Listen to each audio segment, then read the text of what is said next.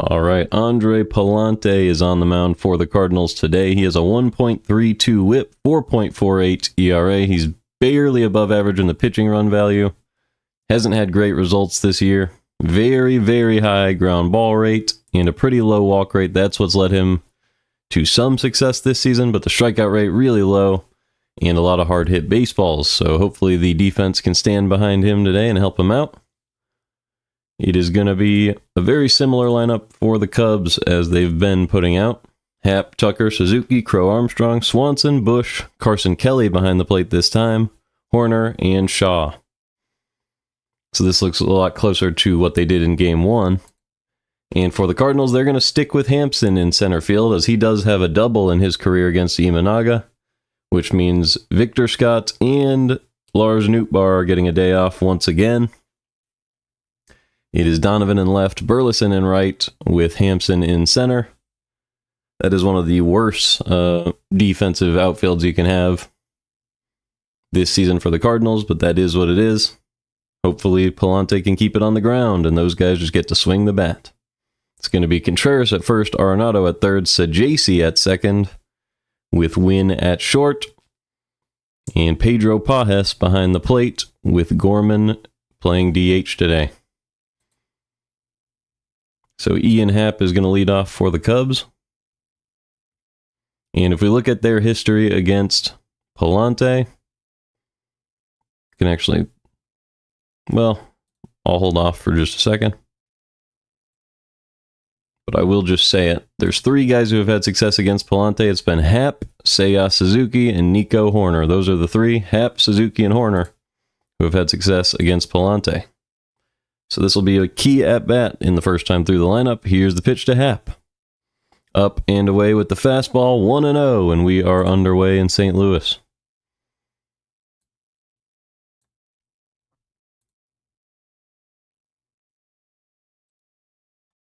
Here's the 1-0 pitch from Pallante to Happ. Missed outside with the fastball, 2-0.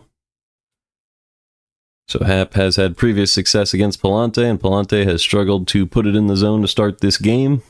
Happ with a 763 OPS so far this season. 2-0 pitch. Right down the middle, driven out to left field, and it's going to drop just a foot in front of Donovan. Donovan has to play it off of a hop, but Happ will stay at first with a single. So Ian Happ starts the game with a base hit. That's one where if you have Nootbaar out there, I think he'd be able to make the catch, but it is what it is today. Donovan trying to play the outfield, so one man on with nobody out. And that's going to bring up Kyle Tucker. Just not a great jump on that ball by Donovan. First pitch to Tucker. Just upstairs with the fastball, 1-0. Tucker has not had a hit against Pallante in his career yet, but I don't know if he's ever faced him. So, who knows, but Pallante usually gets the ball onto the ground, so hopefully he can get one here, the 1-0. That one caught the top of the zone with the fastball, 1-1.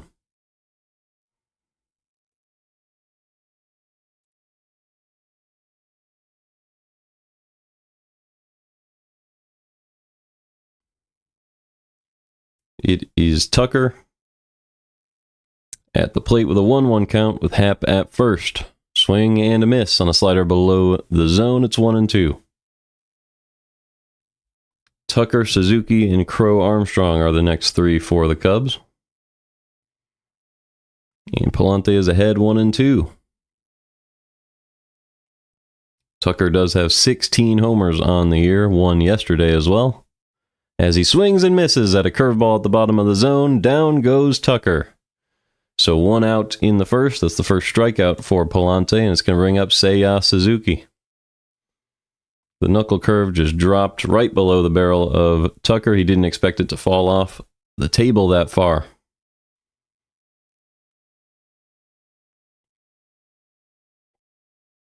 So here is Seiya Suzuki. He's at 21 homers on the season. First pitch. Right down the middle with the slider for strike one.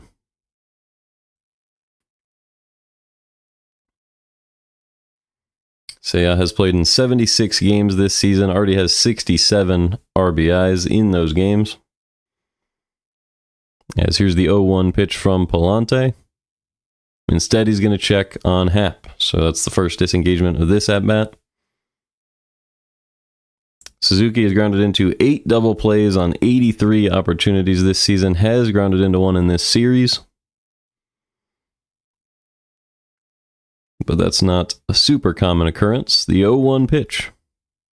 Driven high in the air to right field, Burleson back, makes a leaping grab up against the wall for out number 2. Burleson's outfield defense has been absolutely stunning recently.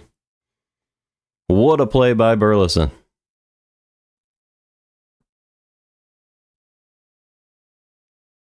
Burleson's effort in the outfield has... Oh, wow.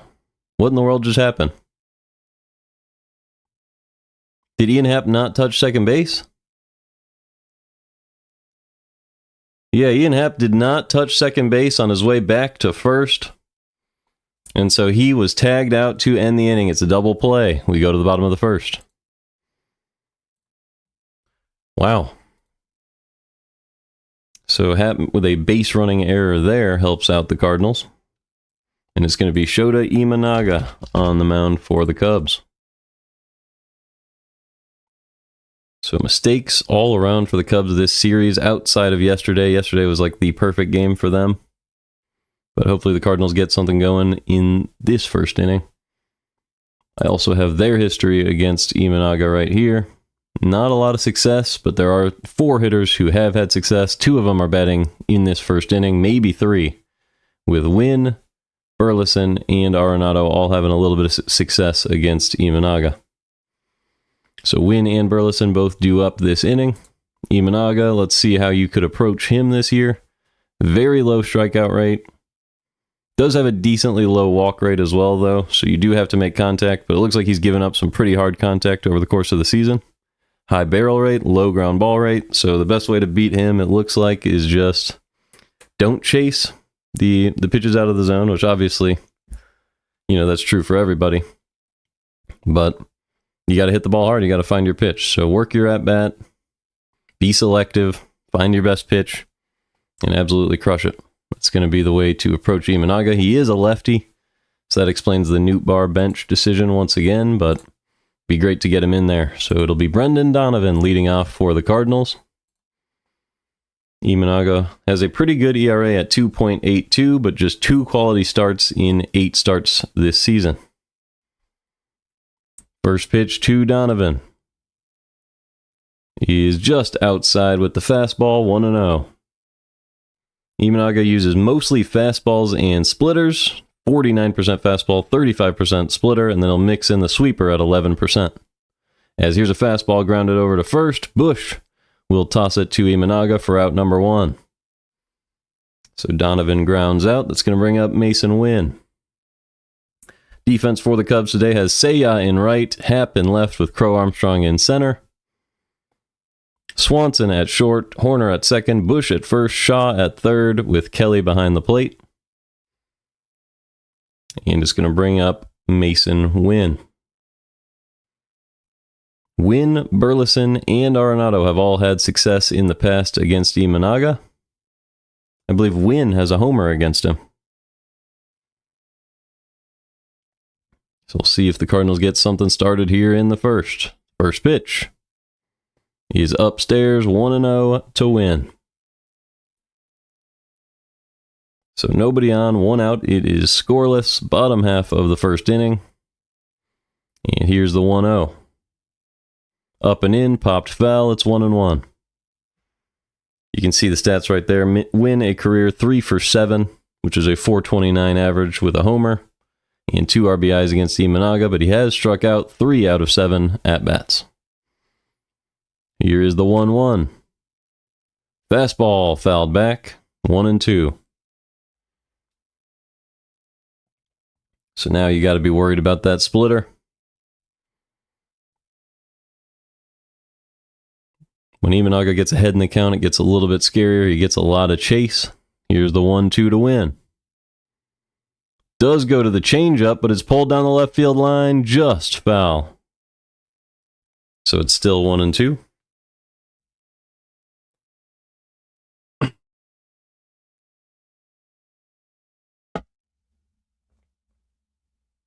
It was a great swing by Wynn, but just unable to keep it fair there. He's had a pretty good at-bat so far, looking for his pitch.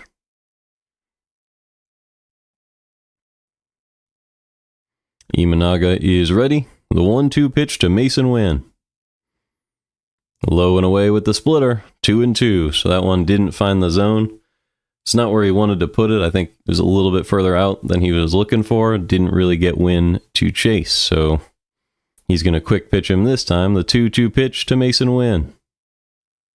Up and in, popped up, and into the seats. Still 2-2. Great at-bat from Wynn. Making Imanaga get him with a good pitch here at the very worst case scenario.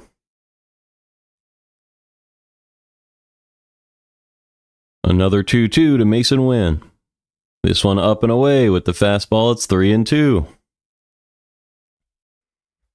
Wynn is hitting .227 on pitches out of the zone this year, which is well above league average. The 3-2 pitch. Popped up and into the seats. So Mason Wynn already has Imanaga at his 11th pitch of the inning. And the count is still full. This is going to be the 9th pitch of Mason Wynn's at-bat, with Alec Burleson waiting on deck. Another 3-2 pitch. Low and in, pulled foul. What an at-bat by Wynn. He's going to get it to double digits. 10-pitch at-bat from Imanaga against Wynn. Another 3-2 pitch to Mason Wynn. Pulled over to short, off the glove of Swanson for a base hit. Swanson lets it roll. Is Wynn going to try to take second? No, he's not. Ooh. Looked like he could have had a double there. But it is just a base hit for Mason Wynn. Just a safe decision from the base running coach there, the first base coach. I believe, is it Stubby Clapp or Pop Warner? I think Clapp is the first base coach, but yeah, yes it is. Okay, so here comes Alec Burleson. First pitch, up and in, ground ball, foul, 0-1. Burleson does like those high fastballs, but some of them are a little out of the zone. It's 0-1 on Burleson. Burleson almost hitting 300 this year, hitting .298 with a 793 OPS. Has had some success against Imanaga. The 0-1. Goes down and drives this one into center field. Back is PCA, who will make the catch at the track and make a throw back in. So 1 on with 2 outs now. And that will bring up Wilson Contreras.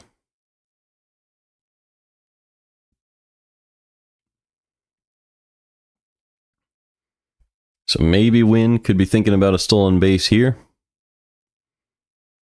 But I think he should have probably tried to stretch his base hit into 2 after it went off the glove of Swanson. But either way, here's the pitch from Imanaga to Contreras, who instead checks on Wynn. So that is the first disengagement against Contreras.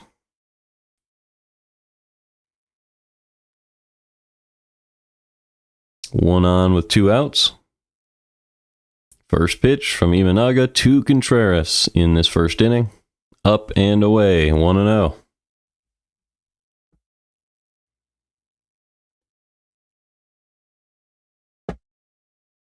Big chance for Contreras to make a difference against his former team here. Mason Wynn on first. The 1-0 pitch is right down the middle for a strike, 1-1. Wynn, being as fast as he is, could definitely score on one in the gap. And if Contreras can work a full count and get him a head start, that would be even easier. The 1-1 pitch from Imanaga. Up and in. That one doesn't catch the zone with the fastball. 2-1. Contreras is the best in baseball at slugging percentage against non-fastballs. So watch out if he throws that splitter. As here's the 2-1 pitch to Contreras. Fastball way up and in. Almost hit him with that one. It's 3-1. Contreras did not go to the ground, but he had to back up and scoot out of the way of that one. And here's the 3-1 pitch. Right down the middle, fouled back. 3-2. That was the pitch he wanted to hit. Fastball right down the middle. He's literally smacking his own bat right now in frustration. But it's just a full count. You're going to get Mason Wynn with a head start on this one. So hopefully Contreras can channel that frustration into a good swing here.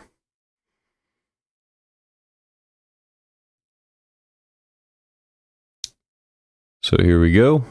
Mason Wynn takes off.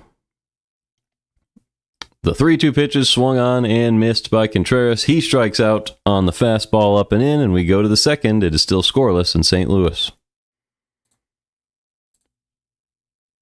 It's a tough inning there.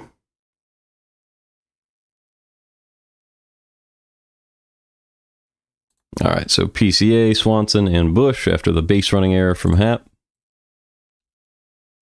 Crow Armstrong, definitely the page we want up here. He's had a pretty bad series against the Cardinals. Did have a couple of hits in the game that he made the error in center field, which I guess isn't scored an error, but everybody knows. Let's see. The expected batting average is coming down. The strikeout rate is increasing. Walk rate getting lower. 868 OPS. Still 21 homers, 24 stolen bags. Great defense in center field. But the Cardinals are kind of doing a number to his statistics. Last season, this is where he stood. So the difference has just been the quality of the contact.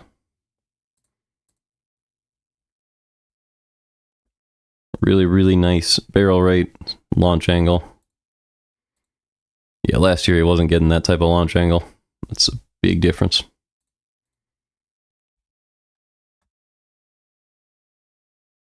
So somebody worked with him on his swing. Made Crow Armstrong a lot more threatening. Let's see who has had success, who's due up. Nobody. So these three guys, Bush has never seen Pallante. The other two are 0 for 1 and 0 for 8. So hopefully Pallante can settle in here. Oh, I just misclicked. So now I might have to miss a pitch because the broadcast always glitches on MLB.com. So let's see if I can get live. Okay, there we go. First pitch to Pete Crow Armstrong with nobody on, nobody out. Driven the other way, but caught at third base by Arenado. Arenado had him played perfectly. That's out number 1. So Crow Armstrong is aggressive with the first pitch, was able to drive it the other way. It was a good swing, but sometimes Arenado has you played perfectly. Is what it is. 1 out. Here comes Dansby Swanson. Pallante at 10 pitches. Pretty efficient so far. First pitch. Right down the middle with 96. It's 0-1. Swanson a career 0 for 8 against Andre Pallante.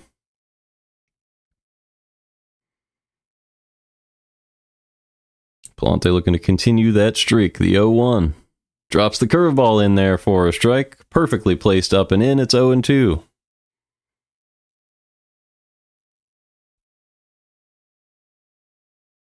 So now Pallante has him right where he wants him. Could go to a sinker. Could go to a changeup. Maybe throw another curve. I would probably just go to a fastball at the top of the zone, pitch him backwards. As here's the 0-2 pitch to Swanson. They do go to the fastball above the zone. It is 1-2. Swanson does have 14 homers this year with a 711 OPS. Here's the 1-2 pitch. Ooh, a great slider outside, just taken for a ball by Swanson. It is 2-2.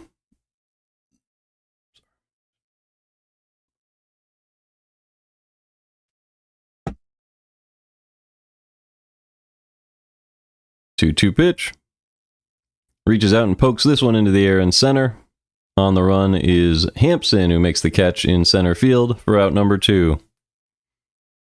So Garrett Hampson getting a little bit of work in center.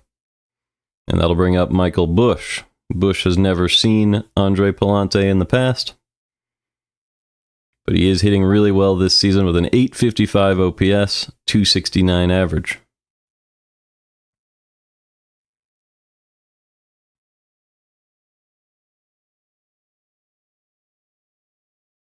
First pitch to Busch. Right down the middle with 96. It's 0-1. So Pallante starting a lot of hitters with the fastball right down the middle. As if they swing, it could be a one pitch out. But if they take that pitch, you're ahead in the count. The 0-1. Up and in, just missed with the fastball, 1-1. Goes in on the hands of Busch that time. Changes the eye level a little bit. Now we'll see if Pallante goes to some sort of off-speed or breaking pitch here. The 1-1 pitch to Michael Busch. Does go to the curveball, gets the swing and the miss. And that one bounced off Pajes a little uncomfortably. But it is 1-2.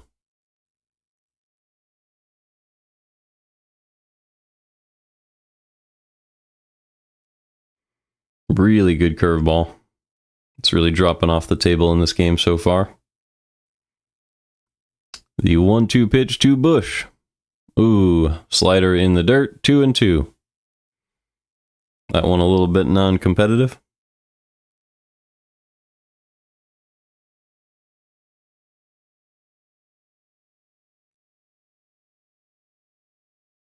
So we'll see if Pallante can find the zone once again here. This will be the 20th pitch of the game for Pallante, the 2-2. Ooh, that pitch looked like it caught the zone. The fastball low and in, but just barely missed low according to the umpire. It is now 3-2 with Carson Kelly waiting on deck. Kelly started this season incredibly well hitting the ball at catcher. Here's the 3-2 to Busch. Fouled back, still 3-2. So a really long at-bat for Busch. Close pitch didn't go the way of Pallante, so he'll have to show some resilience in this at-bat.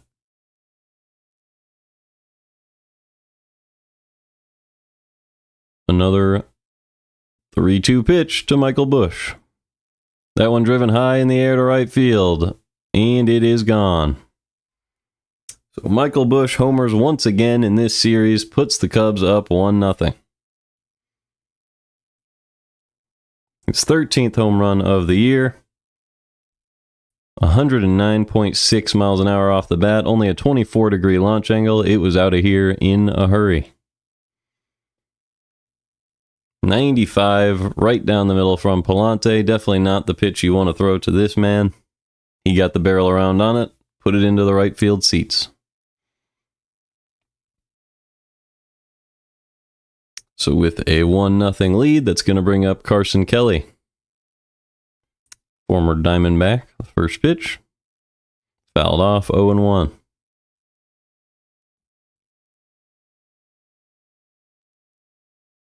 I think Kelly spent some time with the Cardinals as well.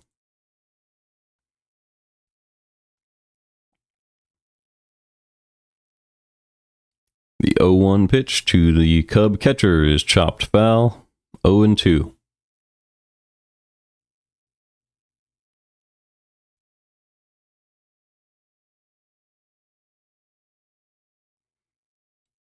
So Pallante's trying to settle back in here. Only gave up the 1 run on the solo shot. Could be worse. You almost expect it at some point, the way the balls have been flying in this series. Here is the 0-2 pitch to Carson Kelly. Missed low and away with the slider, 1-2.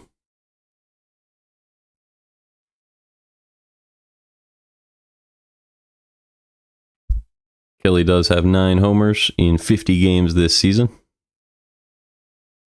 As the 1-2 pitch is delivered and missed way up and away with the curveball, 2-2. Kelly does have 3 2-out homers this season, but he's hitting just .217 with 2 outs. 2-2 pitch to Kelly. Up and in, doesn't get the call with the sinker. It is 3-2.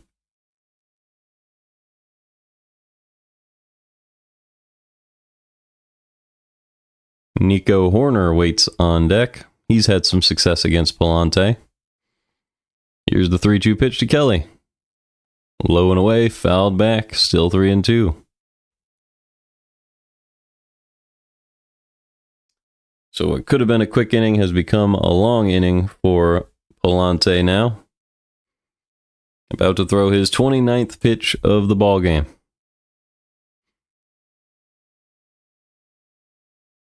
Here's the 3-2 to Kelly. Ground ball.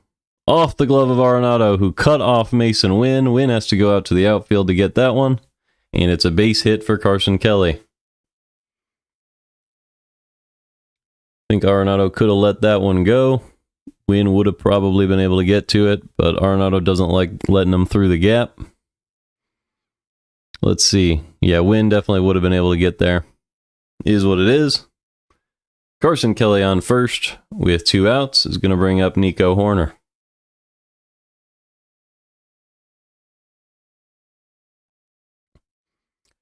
First pitch to Horner. Use a ground ball over to short. Wynn will get to this one. Throws it to first for out number 3. So we go to the bottom half of the second, but the Cubs lead 1-0 after a homer from Michael Busch. So it is Arenado, Sajaci, and Gorman.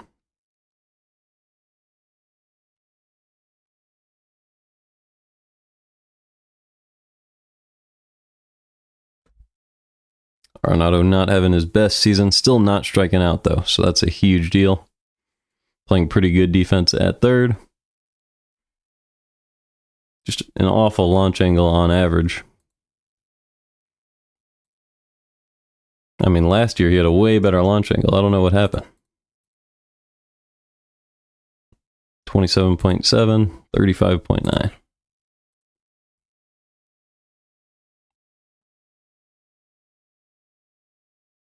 Was he swinging harder? I guess they didn't even measure that in 2022. 39th, 28th.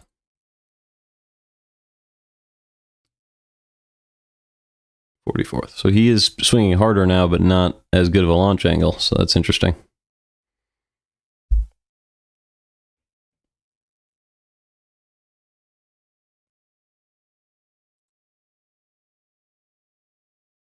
Arenado has had some success against Imanaga.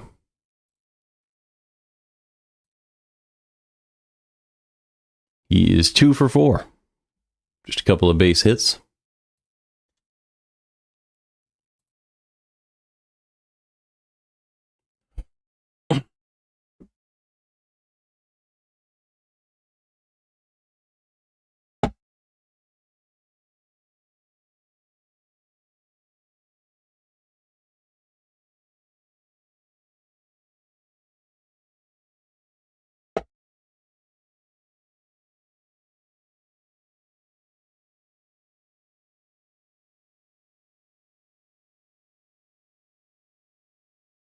Here we go. First pitch from Imanaga to Arenado. Right down the middle, pulled foul. It's 0-1. Arenado has 10 homers on the year, a 701 OPS. He is a career 2 for 4 against Imanaga with a couple of base hits. The 0-1 pitch. Fastball up and away, driven over to the right-hand side. Good sliding play by Horner for out number 1. That was a great stop by Horner. It's going to bring up Thomas Sajaci.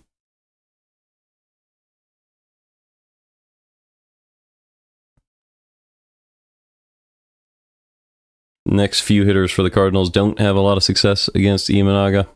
The next guy with any success against him is Garrett Hampson in the 9 spot. But that will bring up Sajaci, who's had a pretty good year so far. The first pitch. Outside 1-0. Sajaci hitting .314 on the year with a .784 OPS. Pretty limited sample size at the big league level. Playing second base today, the 1-0 pitch. Outside 2-0. So JC was acquired in the Jordan Montgomery trade with Texas. Here's the 2-0 pitch from Imanaga. Check swing. Yes, he did. 2-1. That was a fastball way up and out, but he did chase. Pretty big hole up the middle of the infield if he can find it. The 2-1 pitch. Popped up. Right field. Easy play for Suzuki for out number 2. So I guess Tucker is the DH. Yes, he is. That's going to bring up Nolan Gorman, who homered a couple of games ago. Gorman is 5 for his last 11 with 2 homers and 3 runs batted in.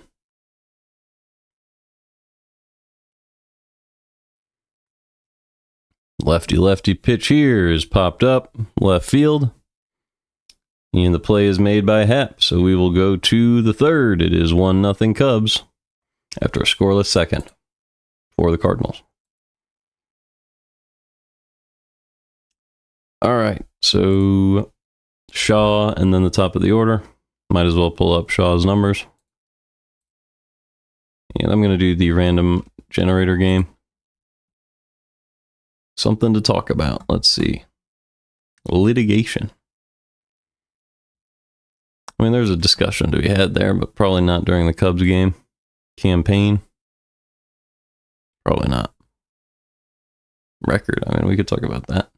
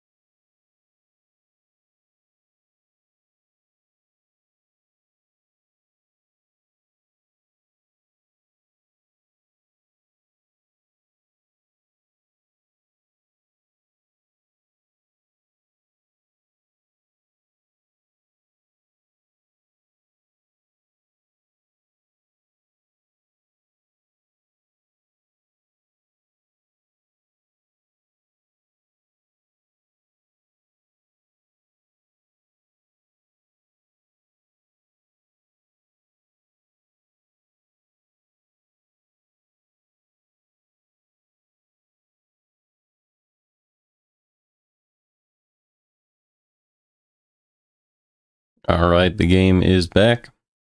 It's going to be Matt Shaw leading off the third for the Cubs. This is going to be pitch number 31 for Pallante. Perfectly placed sinker low and away for strike 1. It's 0-1.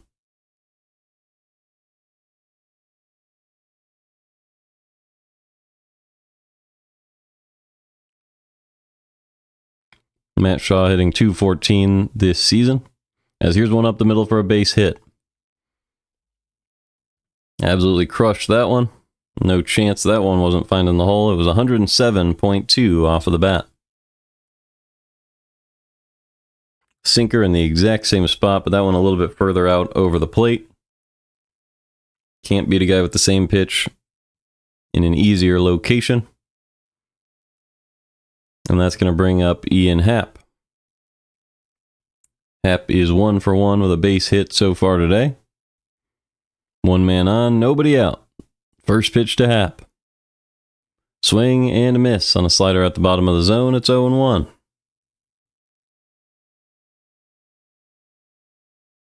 One man on with nobody out. The Cubs already lead 1-0. Cardinals trying to hang in there. Behind Andre Pallante. Here's the 0-1 pitch to Ian Happ. Up and in. That's a ball. It's 1-1.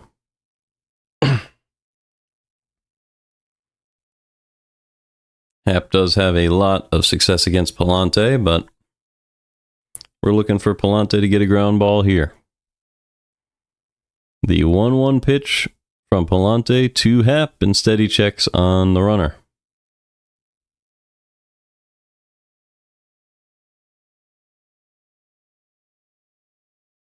So man on first, nobody out. 1-0 Cubs so far in this one. It's the top of the third inning. Here is the 1-1 to Ian Happ.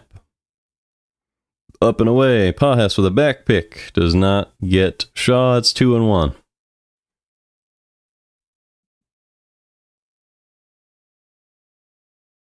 I like the thought process from Pajas there. But Shaw did not creep off too far that time. The 2-1 pitch.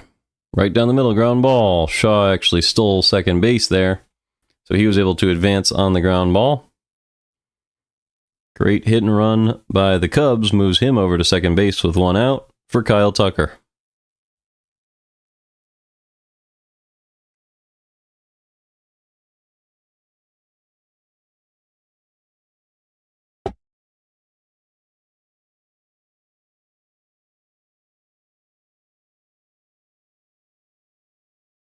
Would have been a tailor-made double play if Shaw was not running, as that is the first disengagement against Tucker as Pallante checked on Shaw. So Tucker's going to dig back in. He is 0 for 1 with a strikeout so far in this one. First pitch to Tucker in the third. Swing and a miss on a curveball below the zone. 0-1.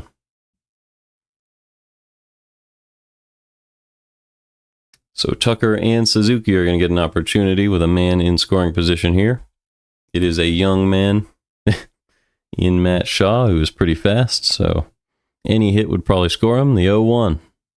Fouled off the foot of Tucker. That one probably hurt. It is 0-2.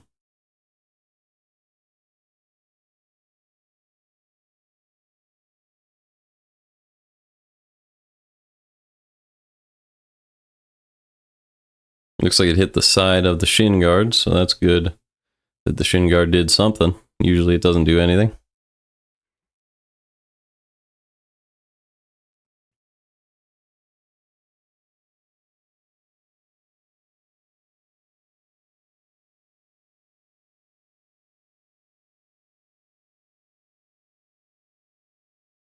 The training staff and Craig Counsell are out to talk to Tucker.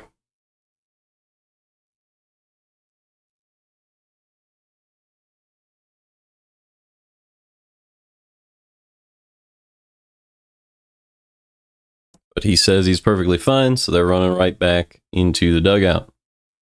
It is 0-2 with 1 out and a man on second by the name of Matt Shaw in a 1-0 ball game in favor of the Cubs. Cardinals trying to battle back in the division by taking 3 out of 4 here, while the Cubs trying to split the series. Tucker is 18 for 66 with runners in scoring position this year, which is a .273 average. The 0-2 pitch. In the dirt, 1-2. So the long break not doing any favors for Pallante. It's 1-2. Tucker only has 1 homer on the season with runners in scoring position. The other 15 did not. Cardinals are also playing Tucker to pull here, which makes a lot of sense. See if Pallante can pitch to that location. The 1-2.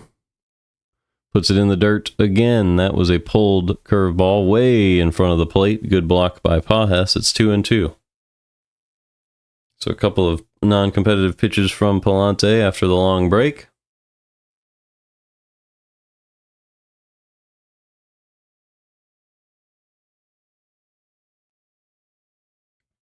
Maybe the Cubs had a little bit of gamesmanship there by checking on Tucker, but I doubt it.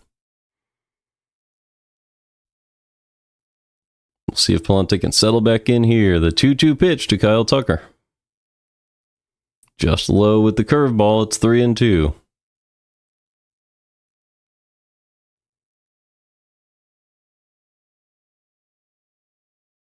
Seiya Suzuki is waiting on deck. See if Pallante can find the zone once again. The 3-2 to Kyle Tucker. Up and in, pulled over to first. Contreras with a flip to Pallante, and that is out number 2.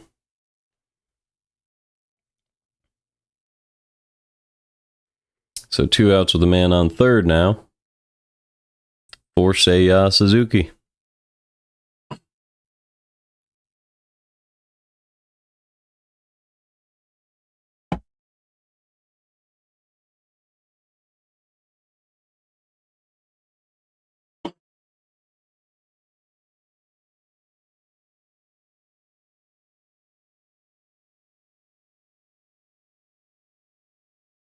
Pallante at pitch number 43 of the game. 2 outs, man on third. Big spot in this one. We'll see if Suzuki can extend the Cubs' lead or if the Cardinals can get out of it. The first pitch to Suzuki. In there for strike 1 with the sinker. It's 0-1. Says Suzuki flied into a double play back in the first inning. It's a tough stat to have on your card, as that was really just a mistake by Ian Happ. Here is the 0-1 pitch from Pallante to Suzuki. Up and in, doesn't get the call. It's 1-1.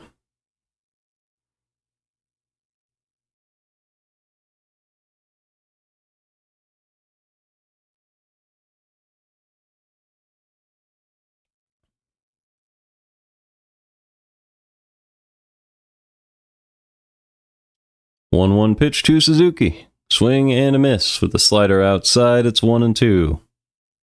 Suzuki frustrated with himself for chasing that one.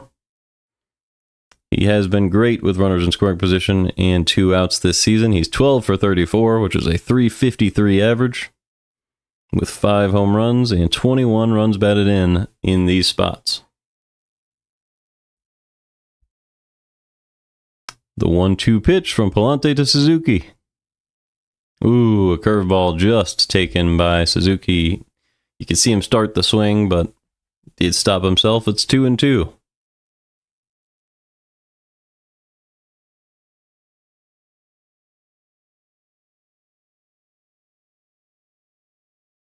So Pallante has been far from efficient in this one, but still getting the outs over time. The 2-2 pitch to Suzuki. Ground ball. Just foul. And we'll do it again.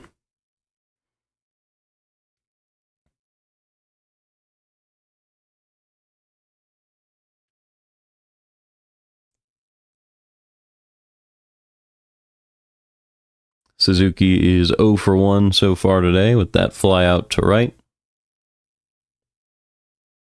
Great catch made by Burleson on that play.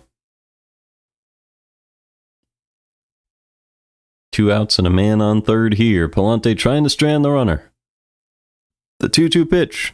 Missed low and away with the slider. 3-2.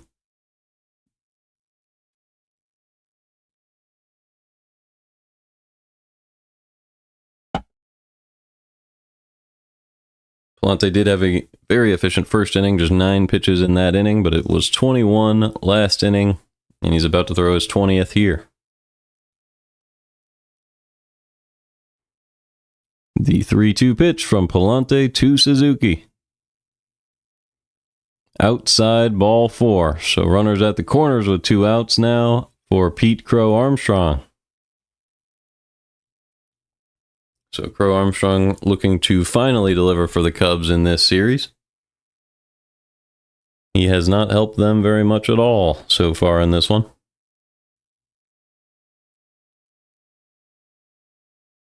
See if he can introduce himself in a positive way to the rivalry after he did so in a negative way a couple of days ago.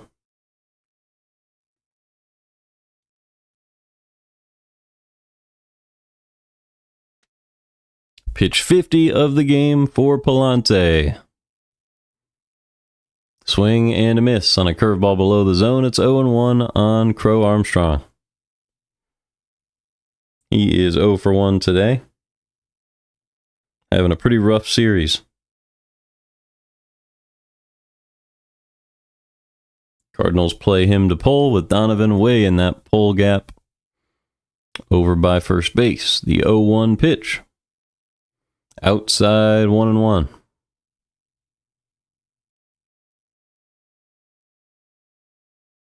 Crow Armstrong lined out back in the second. Pallante looking to get out of this with no damage as the Cubs threaten here in the third. The 1-1 pitch to Crow Armstrong. Up and in, 2-1. So Crow Armstrong ahead in the count here. It's 2-1 with runners at the corners. Big threat for the Cubs here.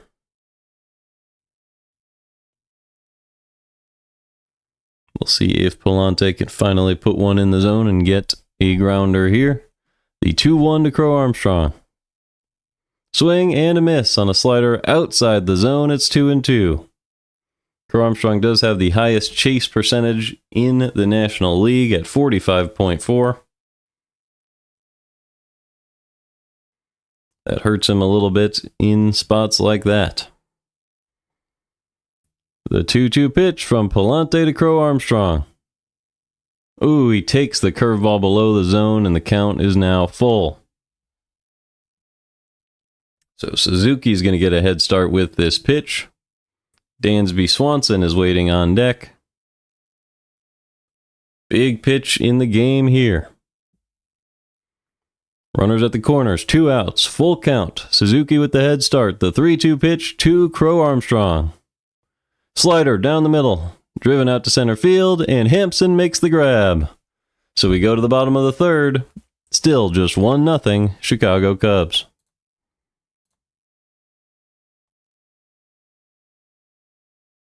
So it's going to be Pages, Hampson, and Donovan.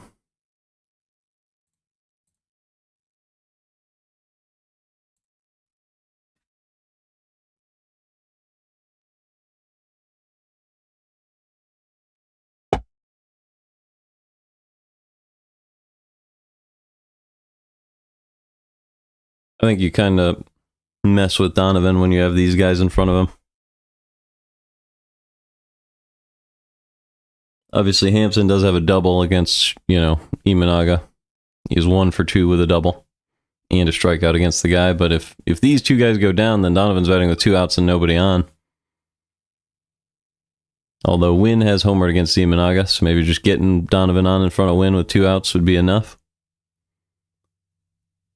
But hopefully it's not a 1-2-3.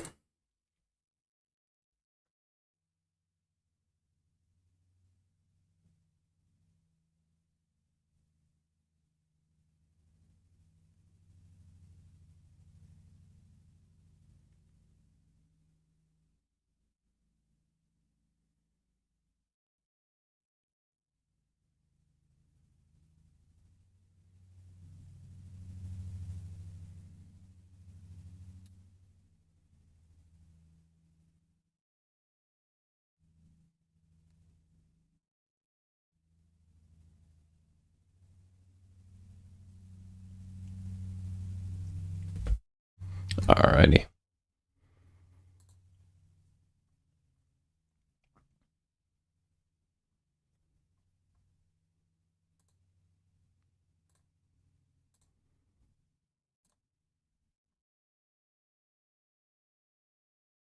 We are back. It's Pedro Pages coming up to the plate. Cardinals trying to battle back from a 1-0 deficit here in the third. They do only have 1 hit in the first 2 innings. That off the bat of Mason Wynn. First pitch. Up and away. It is 1-0. I thought the umpire was going to call that a strike. But he just looked away for some reason. The 1-0 pitch to Pages. Fastball perfectly placed low and away. It's 1-1. Imanaga has shown some pretty good command in the game so far, but the Cardinals do have a lineup that I think can get to him. The 1-1 pitch. Up and away with the changeup, 2-1.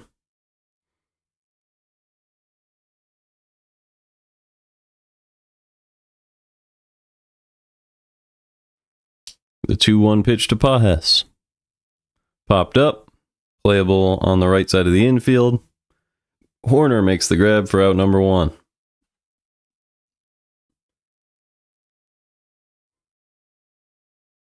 You'd love to see Lars Nootbaar hitting against Imanaga, but it is what it is. Getting another day off here. And that's going to bring up Garrett Hampson, who is starting today in center field. He's hitting just 157 on the season with a 471 OPS.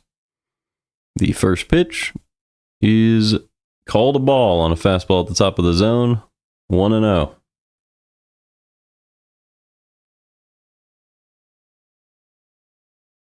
Hampson is 1 for 2 with a double in his career against Imanaga, as he fouls one back, 1-1. Wearing number 13, so maybe some of that Matt Carpenter magic will flow through him as it did Taylor Motter for that one at-bat against the Dodgers.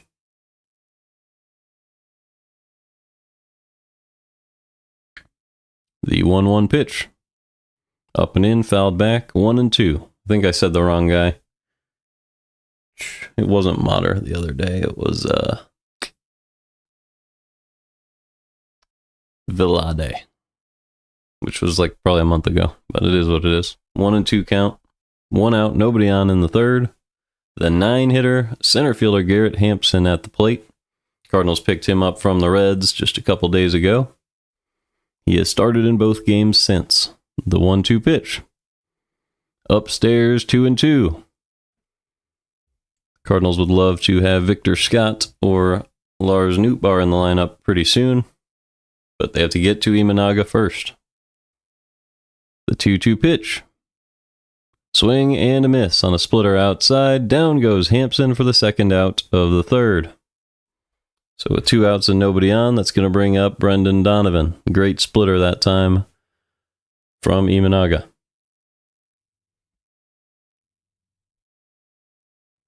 I think Nootbaar might be having some sort of family issue.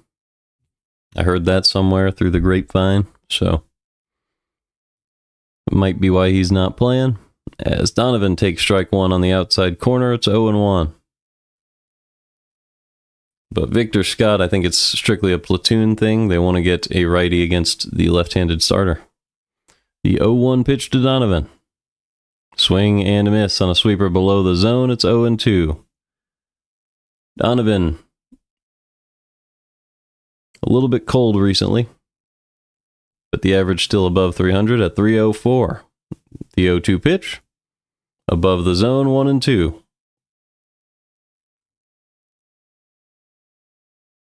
Mason Wynn does have a good career against Imanaga. He's on deck should Donovan reach. Here's the 1-2 pitch.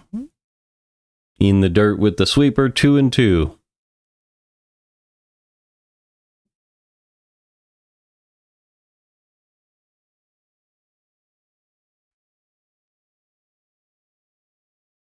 Two-two pitch from Imanaga.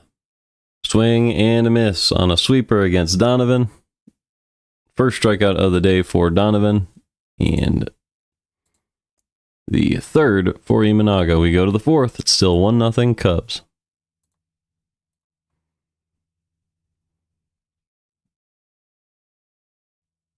All right, so Swanson, Bush, and Kelly. Bush has been incredible for the Cubs this series.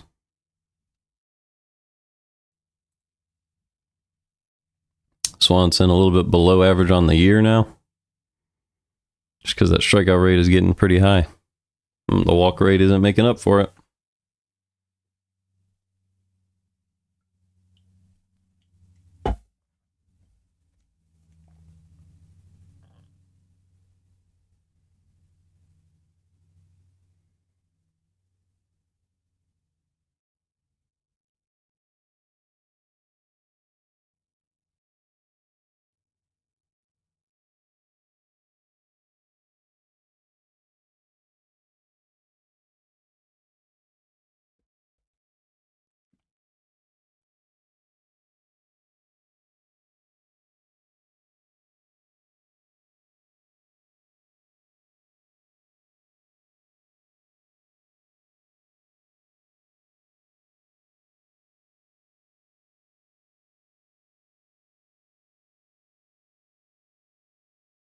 It's going to be Pallante against Swanson, Bush, and Kelly. Let's go ahead and take a look. See if any of them have had any success against him. They haven't until, Bush hit the homer last inning, a couple innings ago, so.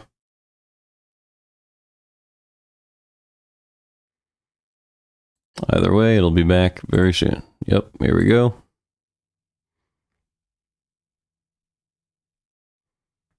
Pallante has thrown 3 innings with a 4.43 ERA on the year.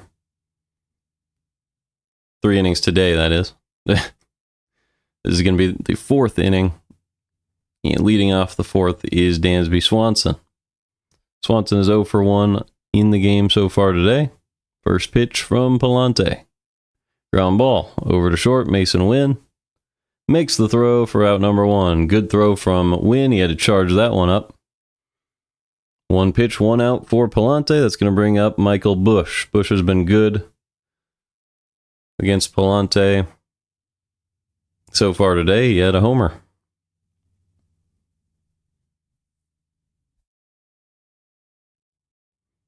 He is the difference in this one so far. He had a home run over that right field wall on an inside sinker, I believe. The first pitch goes up and in with the fastball. It's 0-1. So maybe stay above the belt with the inside pitches.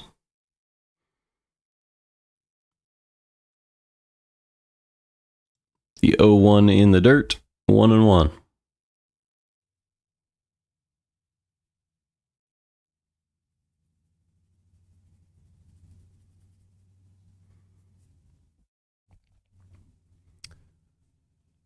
The 1-1 pitch to Bush.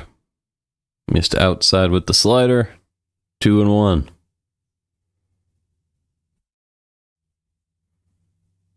Bush has 13 homers on the season. Had 1 last inning. 2 innings ago. 2-1 pitch. Missed outside with the slider. 3-1. Jesus. So Andre Pallante on the mound with nobody on, 1 out. Michael Bush at the plate. He's starting at first base today. Carson Kelly is waiting on deck. Bush has had a pretty dang good series against the Cardinals this week. As here's the 3-1. Smoked up the middle for a base hit. So Bush continues to absolutely roll in this series. Has played great defense. He's just not a guy you want to see. 95 right down the middle. He just barreled it up right over the head of Wynn. No chance he could get to that one. So 1 man on with 1 out. It's going to bring up Carson Kelly. Kelly is 1 for 1 so far today. First pitch. Right down the middle with 95. It's 0-1.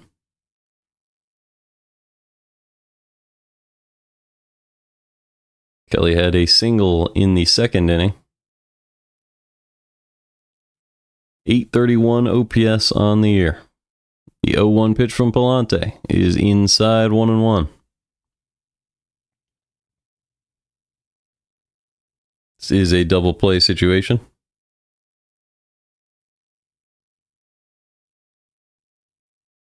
Cardinals playing Kelly to pole. Here's the 1-1 pitch. Swing and a miss on a slider at the top of the zone. 1-2.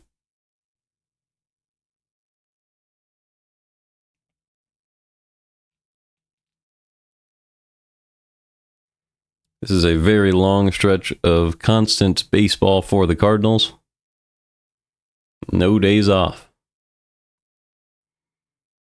Here's the 1-2 to Kelly. Outside 2-2. That was a slider very close. So with 1 on and 1 out, Kelly works a 2-2 count. Pallante about to throw his 66th pitch of the ball game. The 2-2. Ground ball. Through the hole on the left side, gets past Arenado and Wynn. It's going to put runners at first and second with just 1 out in the 4th for Nico Horner.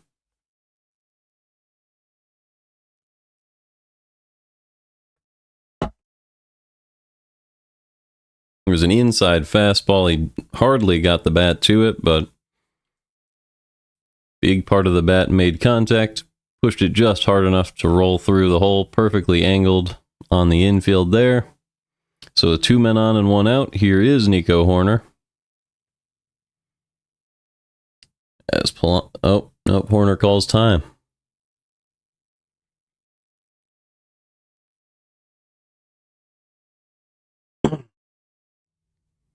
First pitch from Pallante to Hoerner in the 4th. Just inside with the sinker, it's 1-0.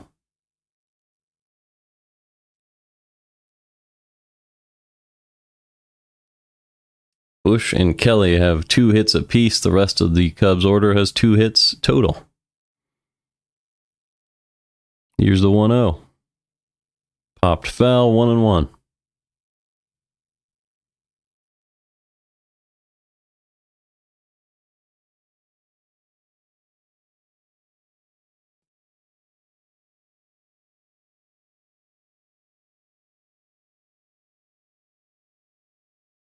The 1-1 from Pallante to Hoerner.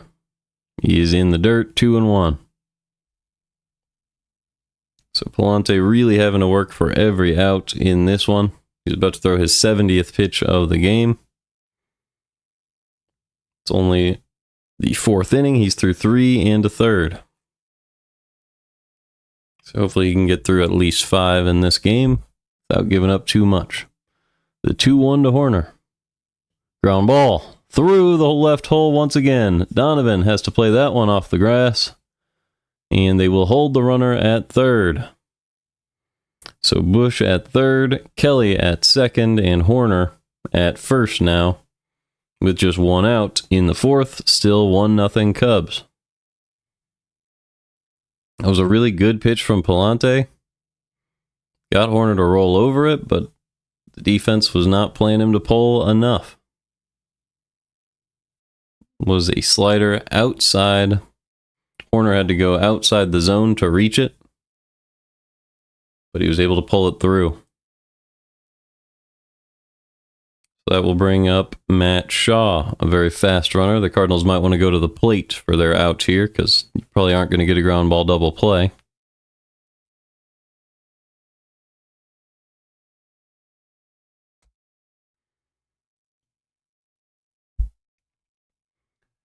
Big threat once again for the Cubs. Pallante at 70 pitches. The bases are loaded with 1 out.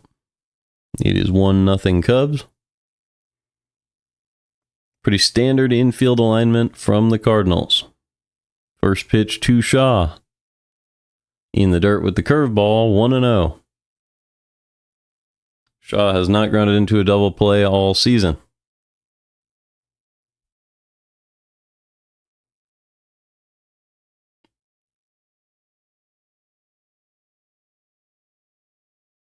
Pallante trying to protect a 1-run lead with 2 men in scoring position. The 1-0 pitch to Shaw. Pulled, caught by Arenado at third. What a grab by Arenado. You're starting to get used to it. Incredible defense by Arenado all series. And he saves a couple of runs with a catch there. That ball was smoked. Arenado had to jump up and away from him in order to grab that one, and it would have been a 3-run double if he hadn't. So 2 outs, bases loaded for Ian Happ, who's had a lot of success against Pallante. The first pitch, low with the curveball, 1-0. There's nowhere to put Happ here, and this is a monumental at-bat in the game. 2 men in scoring position, the bases are loaded with 2 outs. The Cubs lead 1-0. Pallante versus Happ, the 1-0 pitch. Inside with the fastball, 2-0. Happ is hitting just .226 in his career with the bases loaded. Does have 5 grand slams in 84 at-bats. But there's nowhere to put him here, and it's 2-0. So let's see if Pallante can find the zone with this one. The 2-0 pitch.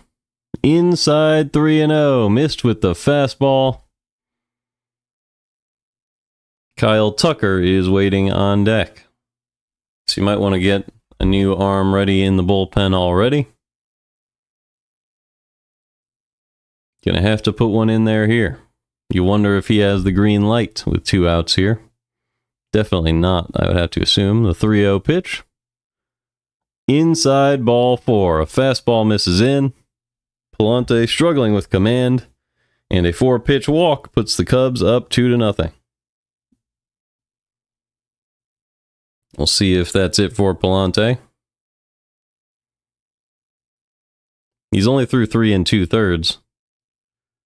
So you almost think Marmol might just leave him in, but Blake is at least going to come out to talk to him. Maybe get some more time for a lefty to get ready potentially as well.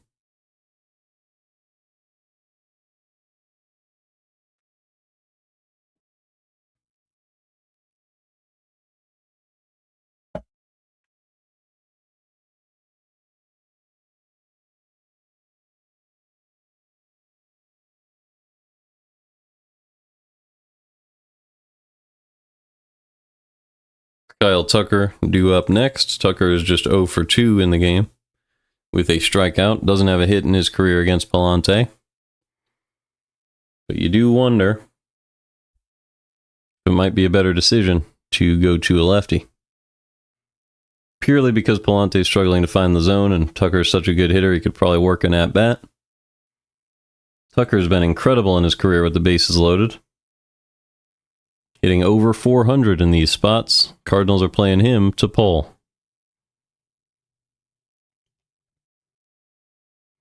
Pallante stays in the game. 2 outs, bases loaded. Here's the first pitch to Tucker. In the dirt with the fastball, 1-0. I would just go to the bullpen right now. You can't put it in the dirt with the first pitch. You clearly have a command problem. It is 2-0 Cubs. Your whole bullpen is available. Pallante has been shaky. Let's see what he can do here. The 1-0 pitch from Pallante to Tucker. In there with the slider, just caught the outside corner. It's 1-1. Huge pitch for Pallante there. Evens the count at 1 and shows that he can still throw a strike. Still don't expect Tucker to be super aggressive here, but maybe he will. The 1-1 pitch from Pallante. Ground ball up the middle. Mason Wynn with the stab. Throws it to first and gets the out. Just the bases loaded walk is scored in the 4th. It is 2-0 Cubs. It'll be Wynn, Burleson, and Contreras. This game is still winnable. So a bases loaded walk does add to the Cubs lead, but that is not the worst case in the world. Wynn has a lot of success, as I've said a million times. Against Imanaga, he already has a hit today. So this is the inning to do it. You have Wynn, Burleson, and Arenado all in the first 4 hitters of this inning. They've all been good against Imanaga. 3 out of these 4 hitters are righties against the lefty Imanaga. He has a 2.64 ERA, but the barrel rate is pretty high against him. Let's pull up the Imanaga numbers once more. Coming into the game, very low ground ball rate, pretty high barrel rate here. So get on base, hit the ball hard, get it to these big swingers. This is a big inning opportunity for the Cardinals.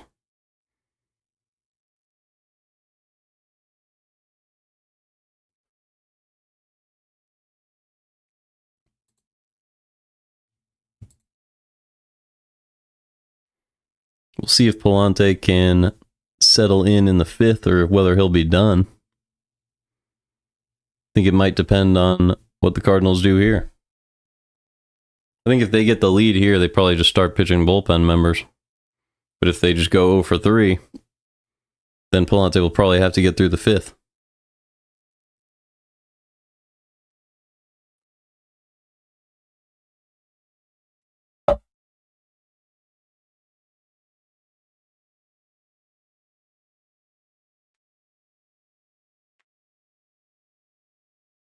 Because if this is like a really long inning for the Cardinals and Pallante has to wait a long time again, I think that won't be helpful. But the game is back. We'll see if Mason Wynn can get something started here. Wynn is 1 for 1 in the game today.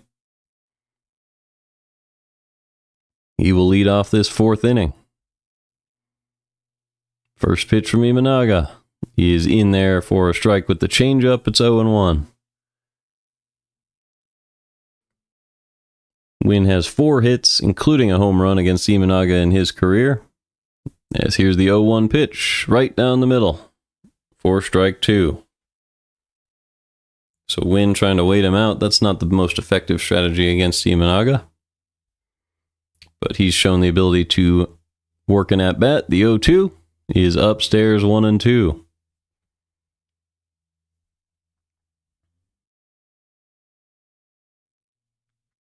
Wynn can definitely hang in there against Imanaga. Let's see how he approaches this 1-2 pitch. Upstairs again with the fastball 2-2.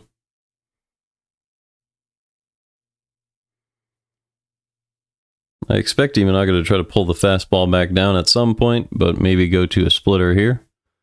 The 2-2 to Wynn. Fastball right down the middle, fouled back, still 2-2.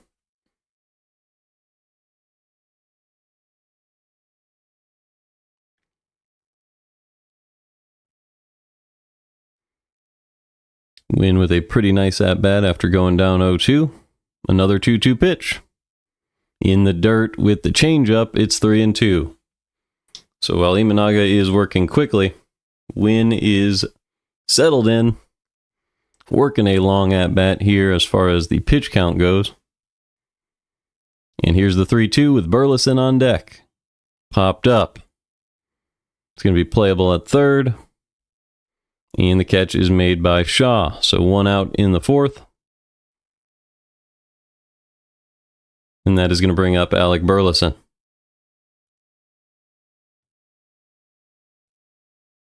Burleson is 0 for 1 in the game so far today.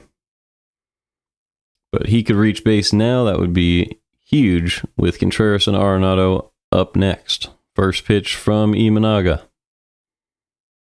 Popped foul, 0-1. That was a 91-mile-an-hour fastball, middle up.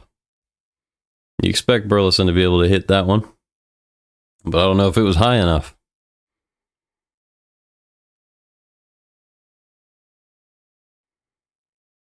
The 0-1 pitch. Another fastball, middle. Fouled back into the glove, it's 0-2.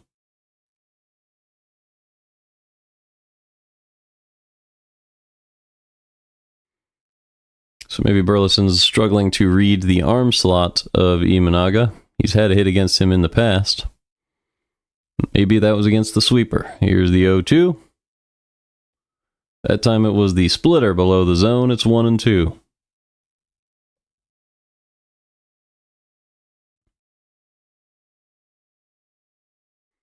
Imanaga is set. The 1-2 pitch to Burleson. Goes outside with the splitter, misses once again, it's 2-2. So a good at-bat from Burleson. Keeping his eye on that splitter. Trying to reach base here in the 4th, trailing 2-0 to the Cubs. The 2-2 pitch. Goes down and hits that one up the middle, but Dansby had him played perfectly for out number 2. Didn't quite hit that one hard enough. Did loft it where it would have been a base hit, 15 years ago and any time before that, but not recently. They had him played well. That's going to bring up Wilson Contreras. First pitch, inside 1-0.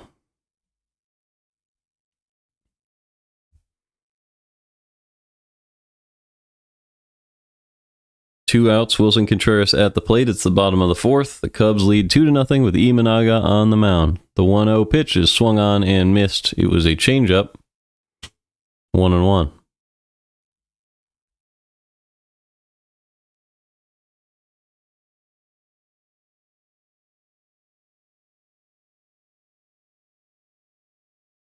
The 1-1 pitch.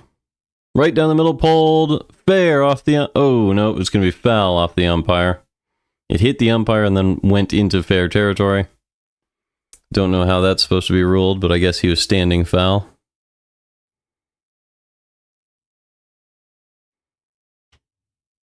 Yeah, that was a foul ball.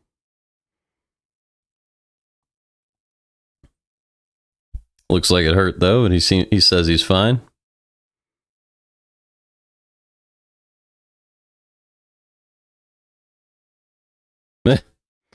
Marmol had a word with the home plate umpire, but the home plate umpire was not having it, and the third base ump said he was fine, so it is what it is.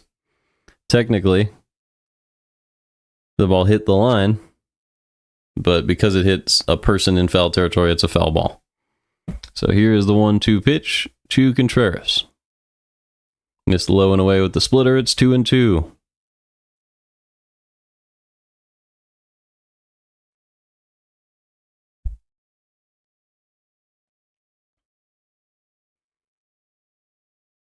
Two pitch to Contreras. He is up and away. It's now 3-2. So Marmol slowed down the game a little bit by having that discussion.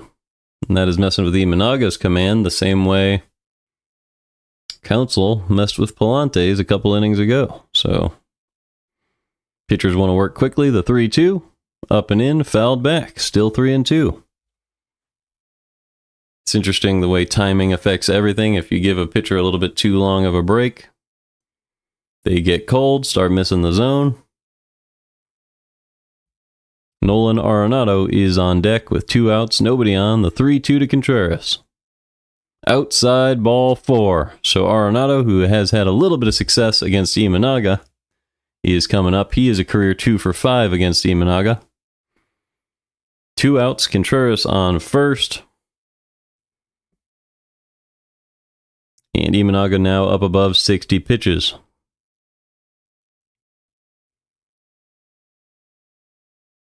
Arenado hitting .244 this season, has 10 homers, grounded out his last time up. The first pitch is low, 1-0.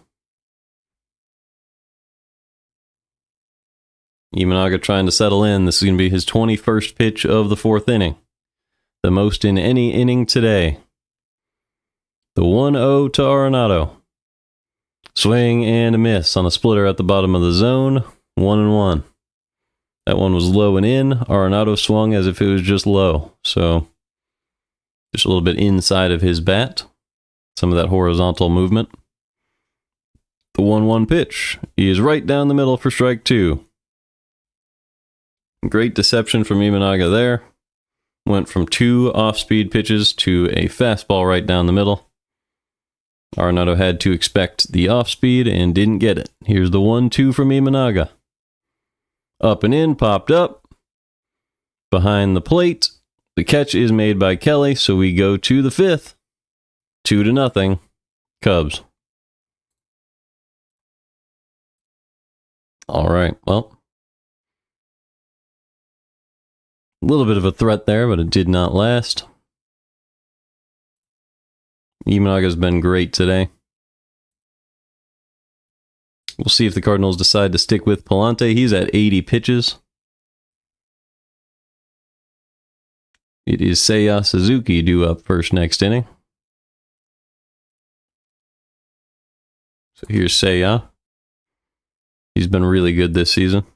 Only thing hurting him is that high strikeout rate.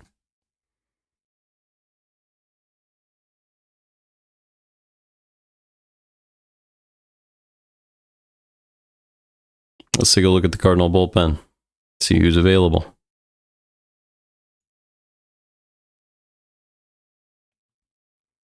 Does this have yesterday? Yes, it does. So Swanson and King pitched yesterday. Cardinals only trail 2-0, so they're probably going to try to keep it close here. It's a couple of long relievers who pitched yesterday, but Riley O'Brien didn't. So we could still see Riley O'Brien. We could also still see Steven Matz. I think Matz here would be a decent idea. Let's see. Seiya, Pete Crow Armstrong, Dansby, and Bush. So I think maybe you go Pallante versus Seiya if he can get through one more. and then go straight to Matz against Crow, Armstrong, Swanson, Bush, Kelly, Horner, Shaw. Although that's a lot of righties at the end of the lineup.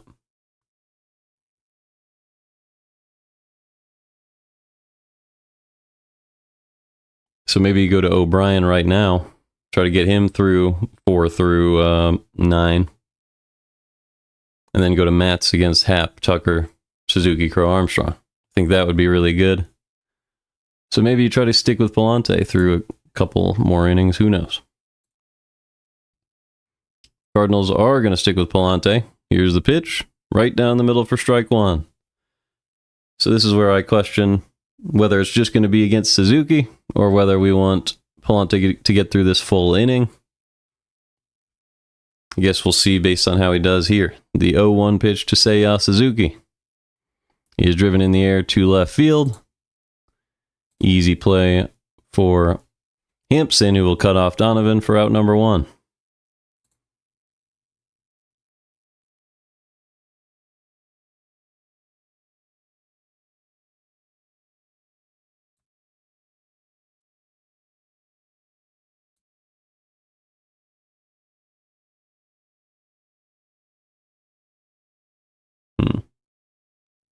Let's line that up.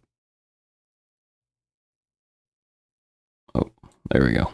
First pitch is low with the slider. 1-0.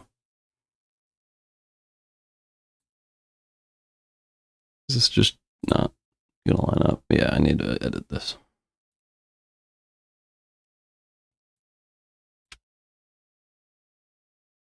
There we go. All right, it's 1-1 on Crow Armstrong. 1 out, nobody on. It is the top of the 5th. The 1-1 pitch from Andre Pallante. Check swing, yes he did. It is 1-2. So Pallante trying to settle back in at 84 pitches. Trying to get through the 5th before the Cardinals go to the bullpen.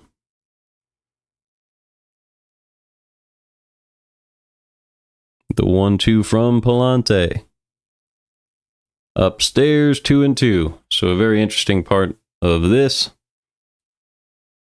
is Bush is really well protected by Dansby, and then the 3 righties right after him.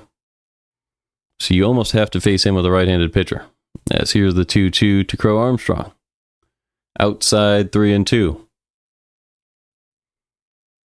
But Pallante's pitch count is getting up there, so you wonder if O'Brien has to pitch early in this game,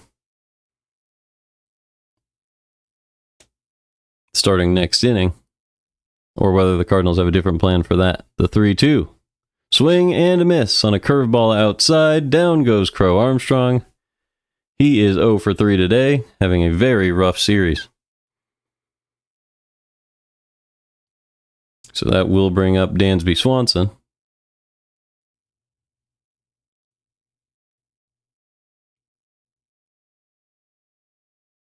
Swanson is 0 for 2 in the game so far. This could be the last hitter of the game for Pallante. First pitch to Swanson.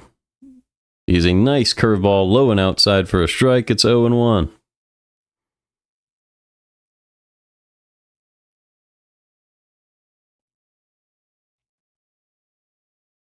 So nobody on, 2 outs in the 5th. The 0-1 to Swanson.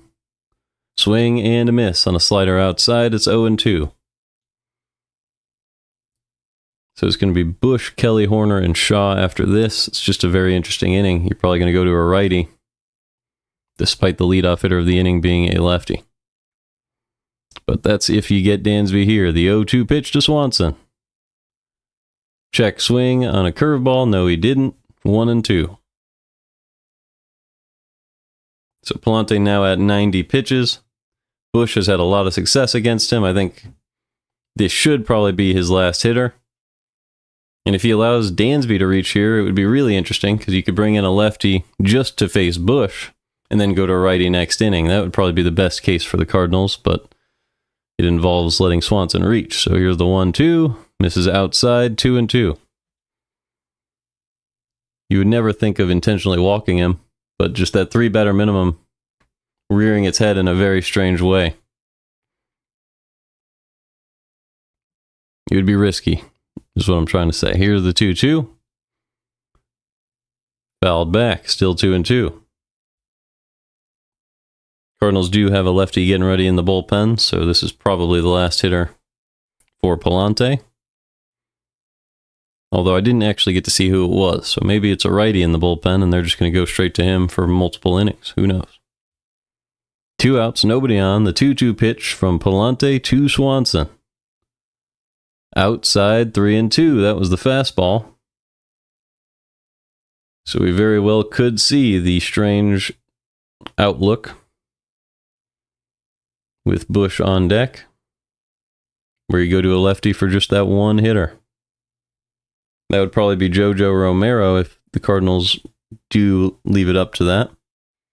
But you could also see John King.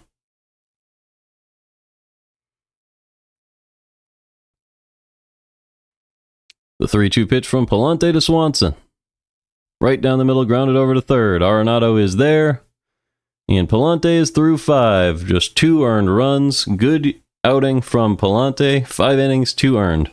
We go to the bottom of the 5th. It's 2-0 Cubs. So it's going to be interesting next inning because you face Bush. You're going to have to go to a righty. You have Leahy available who hasn't pitched in a long time. So Leahy seems like a slam dunk pick for coming in to that inning. He's also a guy who can adjust against lefties pretty well. So I think that's the Cardinals' approach going forward, but the Cubs are just going to stick with Imanaga. Due up next for the Cardinals are Sajaci, Gorman, and Pajes, so a little bit of a platoon advantage, but Gorman's in the middle there. That'll be interesting as well. Hopefully Sajaci can get on base, because he is a pretty fast runner. At least above average, I believe.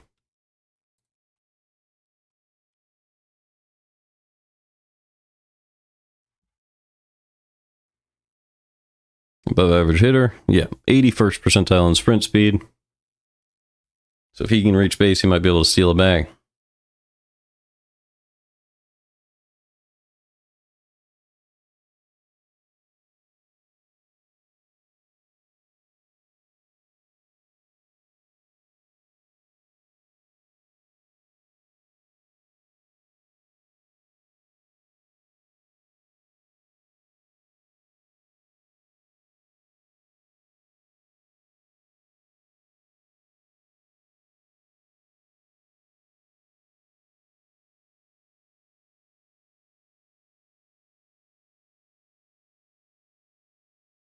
All right. Imanaga, 64 pitches in 4 innings.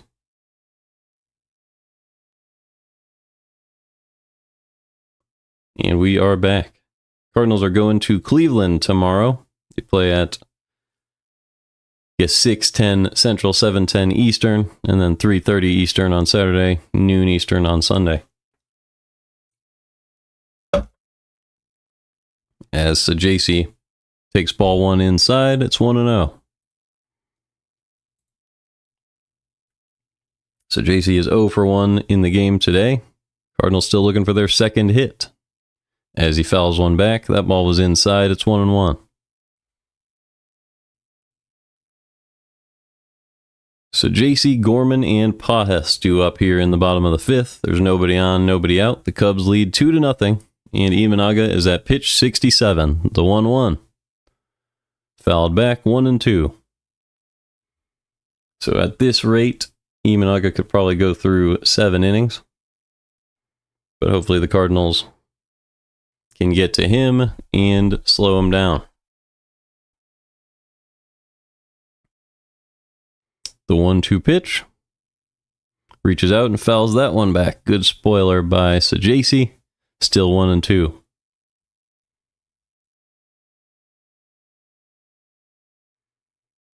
Over in Detroit, the Tigers are now 20 games over 500. They're 51-31 after an 8-0 win over the A's. So they are rolling. The 1-2 to Sajaci is driven in the air to center field. PCA is there and makes the grab. So with 1 out and nobody on, that's going to bring up Nolan Gorman.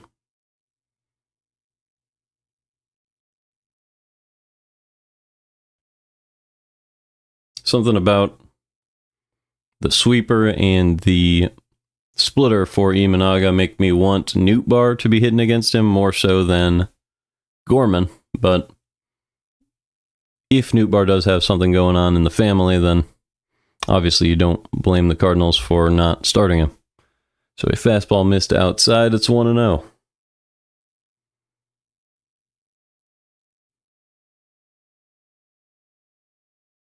The 1-0 from Imanaga. Fastball fouled back. That one at the top of the zone. That was a hittable pitch for Gorman, but he was a little under it. It's 1-1.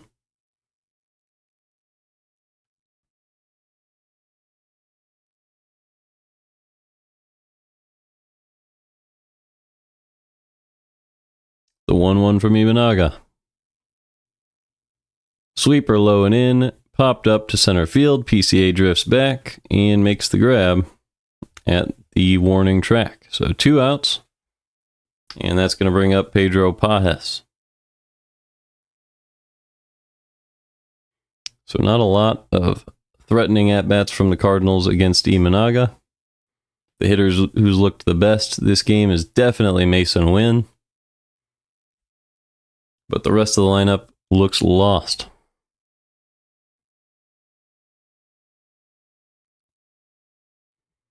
First pitch to Pedro Pages. He's up and away with the splitter, 1-0. Pages has been seeing a lot of pitches outside the zone from Imanaga, so maybe he'll continue to work good at-bats. The 1-0 pitch. Right down the middle, fouled back, 1-1. That was a good swing from Pages. If he can reach, at least he would pass the torch to Hampson, who does have a double in his career against Imanaga. And it would also let the top of the order bat in the 6th. So a purposeful at-bat here for Pages, even if it doesn't result in anything this inning. The 1-1. He is in there for strike 2. A great pitch from Imanaga. Spotted up the fastball there. So it's 1-2 with 2 outs and the base is empty. 2-0 Cubs. Here's the 1-2 to Pedro Pages. Goes down and fouls that one off. Still 1-2.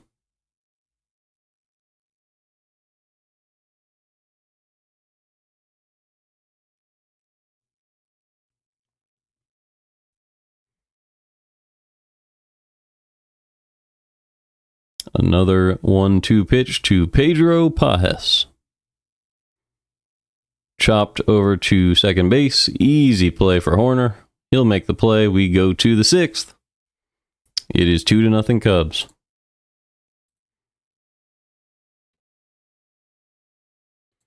So another 1-2-3 inning. Shota is rolling. And now we'll look at the Cardinal bullpen. I mean, Leahy, right? I mean, we haven't had confirmation yet. But I'm just going to pull up Leahy's numbers. Because King did pitch yesterday. And O'Brien's just not the guy to go to here. I think you go Leahy. And then you'd have Matz against the top of the order. Because that will save some of your best bullpen arms for the Guardians as well. While having some very effective hitters against the guys in the Cubs lineup. So I'm going to pull up Leahy and hope that the Cardinals agree. He's been pretty good this year. A 2.95 ERA, 1.17 whip. Ground ball rate is high. The walk rate is relatively low. Soft contact, those are the two things. Soft contact and ground ball rate that have helped him out the most. But not a lot of strikeouts. And the walk rate could be lower. Also gives up barrels, so somewhat risky, but with nobody on. Bottom of the order for the Cubs. I think this is the guy. Only Bush would be pretty scary against him.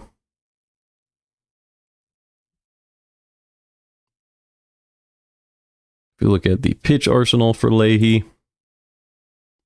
it's going to be four-seam, slider, sweeper, curveball, changeup, and sinker. I really like that you have the sinker for the outside against Bush, and then you also have the sweeper that you can put below the zone. Definitely helps against the lefties.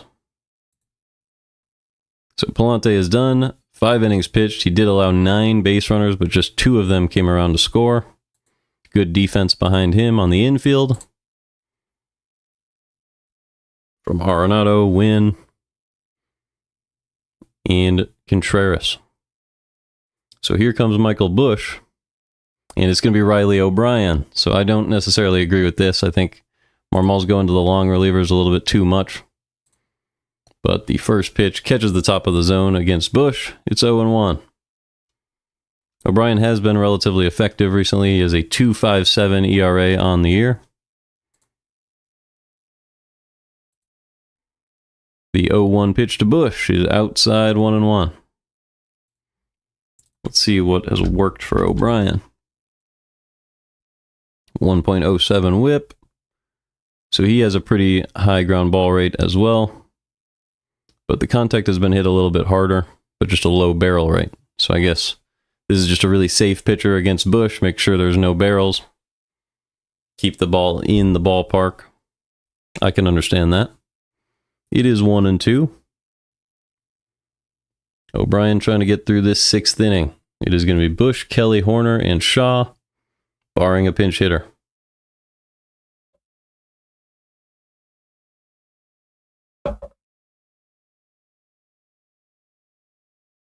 The 1-2 pitch from O'Brien to Busch. He is in the dirt, 2-2. Busch has a single and a solo homer in this one. Came around to score after his single. He scored both runs for the Cubs in the game today. Playing great defense at first base as well. Here's the 2-2 pitch from O'Brien. Swing and a miss on a slider outside. Down goes Busch. That's going to bring up Carson Kelly. Kelly's been good as well. He's 2 for 2. And one of his singles helped move Busch closer to scoring.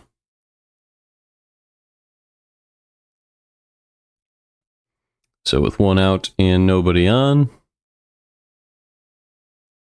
the Cub catcher steps to the plate. First pitch is grounded foul, 0-1.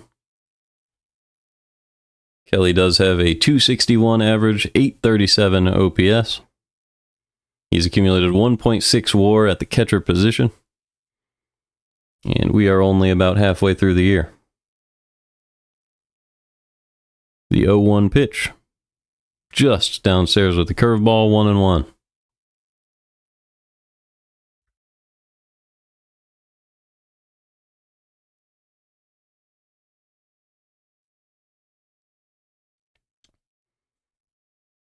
The 1-1 from O'Brien to Kelly.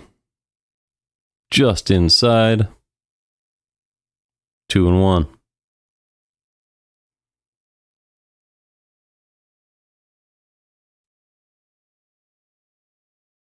A lot of Cubs fans made their way out to St. Louis for this one. A lot of mixed blue and red in the crowd as Kelly pops one into left field, but Arenado is there for out number 2. So a good inning so far from O'Brien. 2 straight outs. That's going to bring up Nico Horner.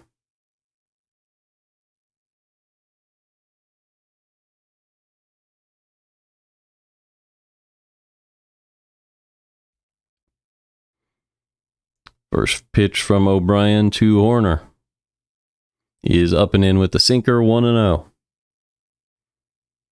Another question I have is if O'Brien is able to get Horner, does he come back out and try to face Shaw and then you go to the lefty against Happ and Tucker? I think that might work. Here's the 1-0. Missed low and away with the curveball, 2-0. As O'Brien is the long reliever regardless. So giving him an extra couple pitches in the following inning for the 7th would make a lot of sense. Here's the 2-0. Upstairs, 3-0. So I guess we won't have to think about that unless he works his way back into this count. As Matt Shaw is on deck with 2 outs and a 3-0 count on Horner. The 3-0 pitch. In there for strike 1. It's 3-1.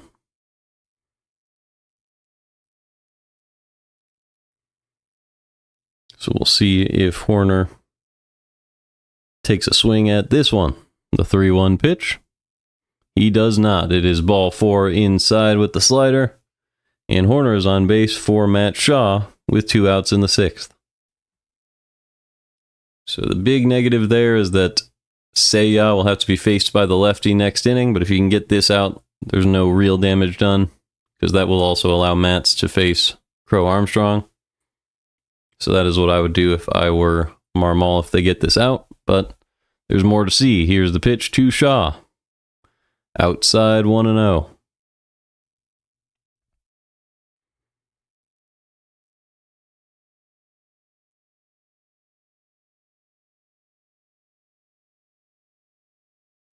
So 2 outs with the man on first. Shaw at the plate. He is 1 for 2 with a couple of homers in the game today. The 1-0 pitch. Up and in, popped up, and caught by O'Brien at the mound. So we go to the bottom of the 6th. It is 2-0 Cubs.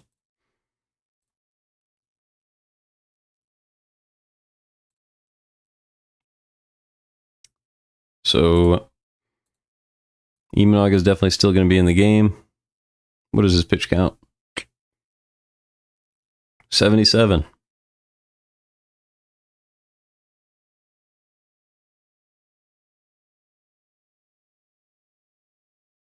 Hampson is due up first.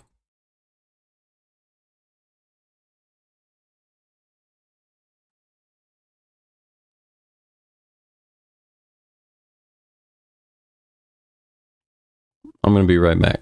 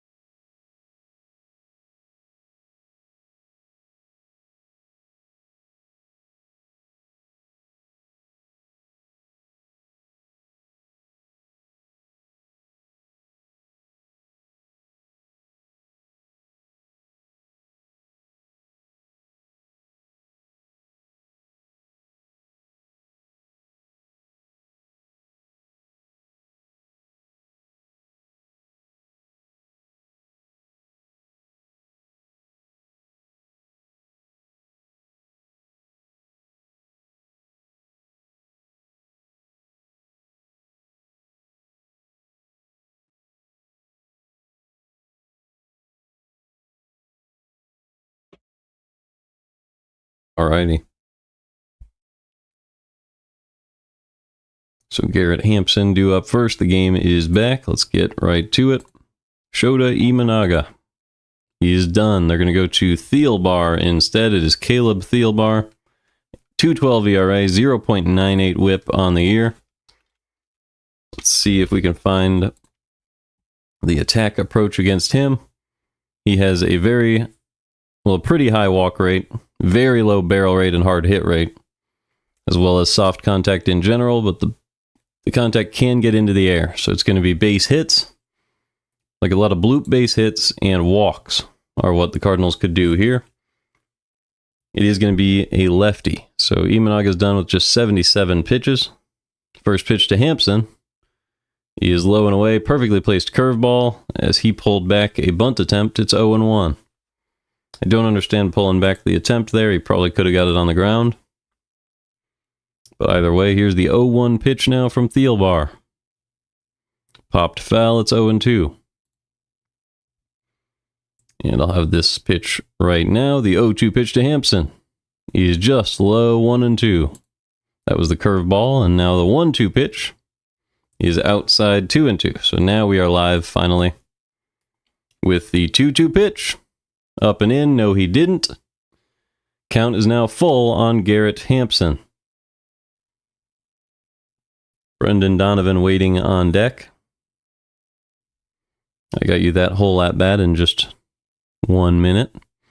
The 3-2 pitch to Hampson. He's right down the middle, pulled over to the left side, but it is caught by Shaw. Good play by Shaw for out number 1. So it's going to bring up Brendan Donovan. Donovan is 0 for 2 in the game today. He does have a strikeout. But now it's Thielbar, so he could work a walk, work a long count at the very least. First pitch to Donovan. He's in there, ground ball. Easy play at second for Horner. And there are 2 down. So good management by Craig Counsell to go to Thielbar. Really didn't expect that. Able to get Hampson and Donovan. That's going to bring up Mason Wynn.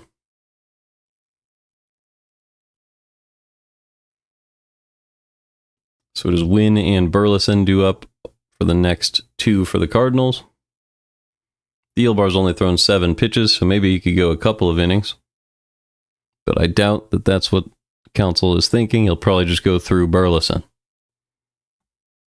As over the middle of the lineup, the Cardinals do have Contreras, Arenado, Sajaci. So Thielbar has a couple more hitters to face. We'll see if the Cardinals can turn it into an opportunity. The first pitch to Mason Wynn. He is going to catch the bottom of the zone with the curveball, 0-1. Great pitch from Thielbar. Cardinals not taking the long at-bat approach against Thielbar, so the aggressive swings are turning into outs. The 0-1 is upstairs, 1-1. Got to maintain that patience.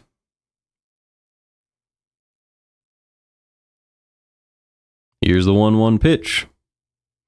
Popped up and out of play from Mason Wynn. It's 1-2. So now we could see the foul ball game begin. Try to have a long at bat and find your pitch.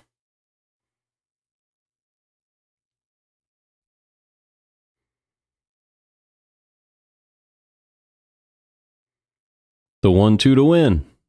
Hanging curveball driven in the air to left, but didn't get enough of it. Happ makes the catch at the warning track, and we go to the 7th.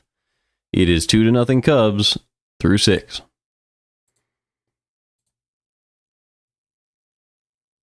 So Thielbar with a really good inning. He's been great this season. Unfortunate that that's who they decided to go to. Good management by Counsell.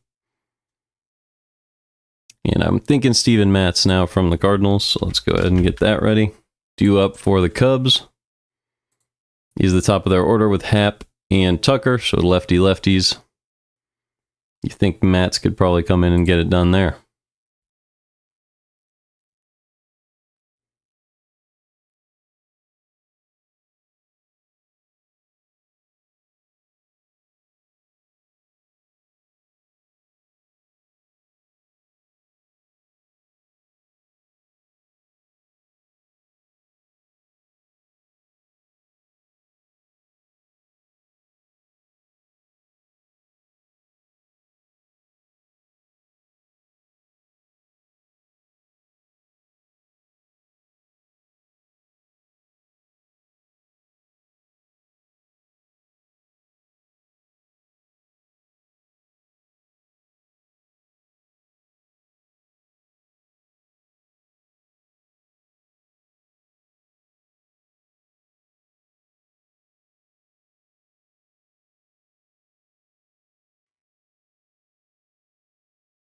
Okay, so they're going to go to Jojo Romero.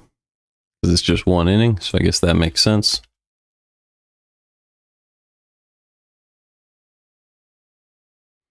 But he has a 1.44 whip with a 2.66 ERA. And this means you're not going to be saving any of your relievers for the other series, so that's interesting. Jojo's had some success against the top of this order, though, so it makes a little bit of sense. So it'll be Jojo here, and then you probably have a righty for Swanson, Bush, Kelly, maybe Maton. Maybe the Cardinals are playing it as if they're going to come back and win, which I guess makes sense. It's still a pretty close game. This is what you might expect Marmol to do, so makes sense. Here we go. First pitch is in there for a strike with the sinker against Happ. It is 0-1.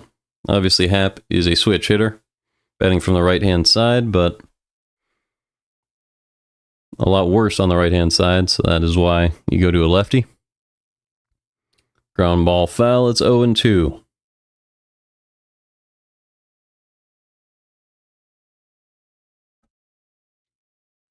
Hap is 1 for 2 with a single walk and an RBI in the game today. Third pitch of the 7th from Romero to Hap. It is 2-0 Cubs. Here's the pitch. In the dirt, 1-2.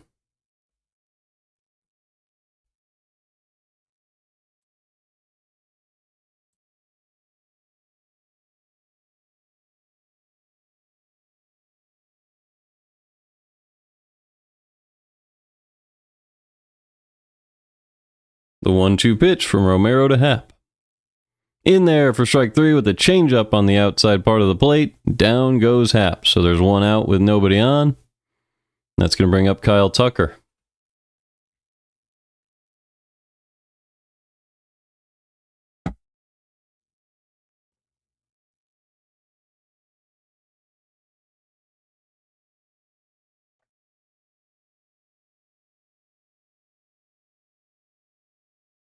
First pitch to Tucker. He is in there for strike 1. Great pitch from Romero. It's 0-1.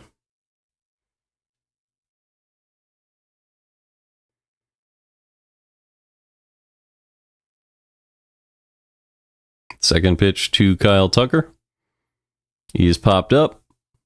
Foul ground. Pajes is out and can't make the catch. Over by the Cub dugout. So it is now 0-2 on Tucker. Tucker is 0 for 3 in the ball game today. Left 5 men on base. Also has a strikeout. It's very rare that you see Pajes miss a play like that, but it was a little bit of a far run for him.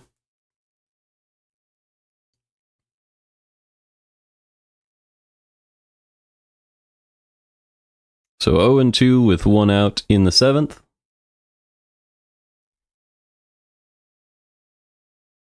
See if Romero can get this out regardless. The 0-2 pitch to Tucker. Fouled back, still 0-2.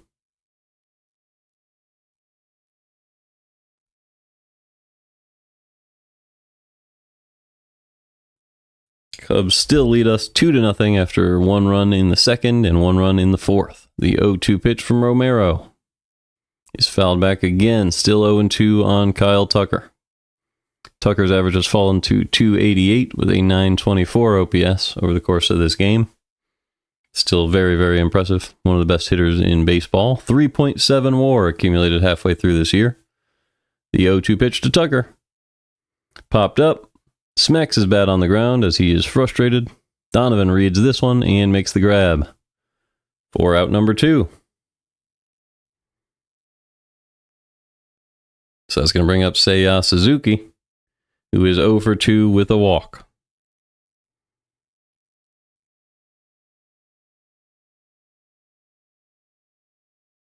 Back in the 2nd inning, there was a solo homer by Michael Busch for the first Cubs run, and then a bases-loaded walk by Hap.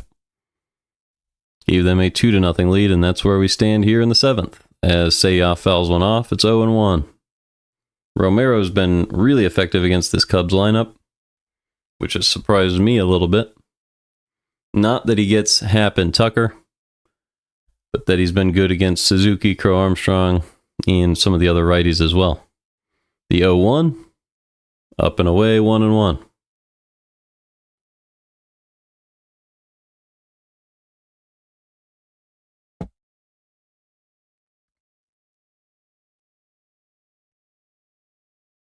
The 1-1 pitch to Suzuki is outside, 2-1.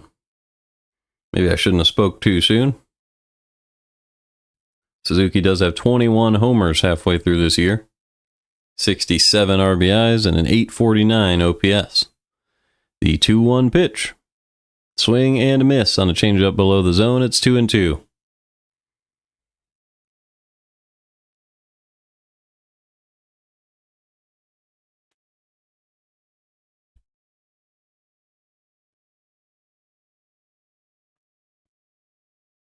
Romero is set. The 2-2 pitch to Seiya Suzuki. Missed just low and away with the changeup, and the count is now full. Pete Crow Armstrong is on deck. Strong preference that he bats next inning. The 3-2 pitch from Romero to Suzuki. Swing and a miss on a slider on the outside corner. Down goes Suzuki, and we go to the bottom of the 7th. 2-0 Cubs. It'll be Burleson, Contreras, Arenado. Big inning potential.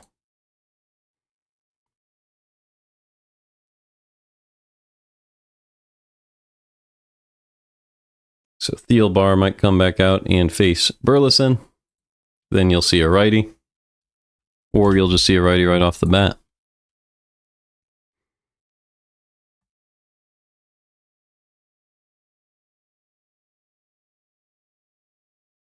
Here's the bullpen.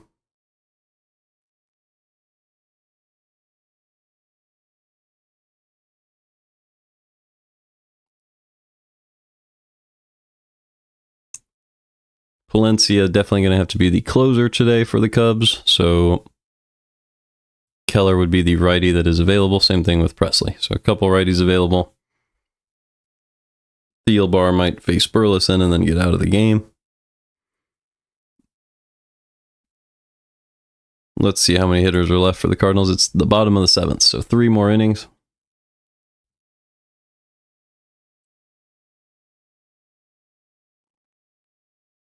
You could reasonably pitch a righty all the way through, at least until a pinch hitter at the center field spot in the 9 hole. Jeez. So you could go like back-to-back righties with Presley and Keller. So yeah, you go Thielbar, Presley, Keller, Palencia.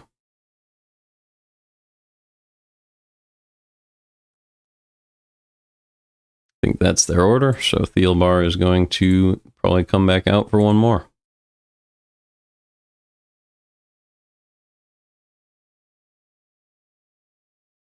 Yep. I believe.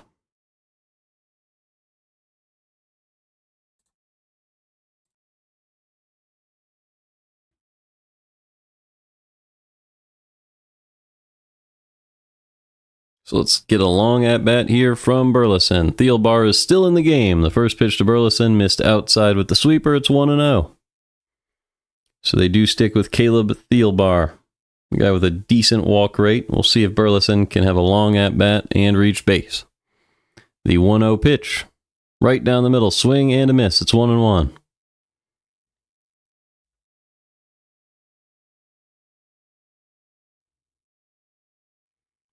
Brad Keller is getting ready in the Cub bullpen. It's a little surprising. The 1-1. Swing and a miss on a sweeper outside. It's 1-2.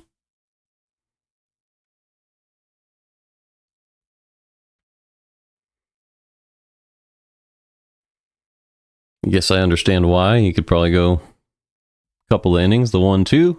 Driven out to center field. Hit hard by Burleson, but PCA is there in front of that one for out number 1. So Thielbar is going to be done. Great outing from him. And we go to Keller. So Keller is going to try to get at least 5 hitters here. How are his numbers this year?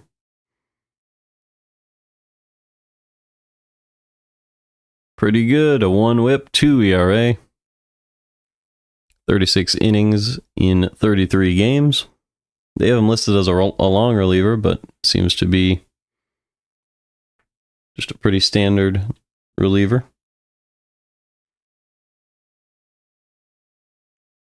Soft contact, high strikeout rate, very low barrel rate, high ground ball rate. Literally doesn't do anything at a below average clip. So all you can do is take your best at bat.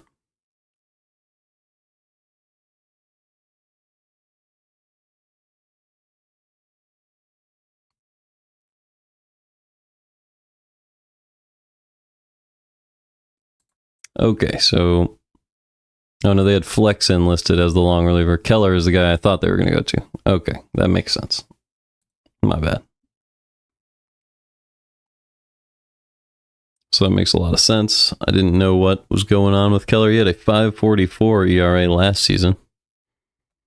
So maybe that'll give us a hint. He's still a guy who gets ground balls, has a low walk rate,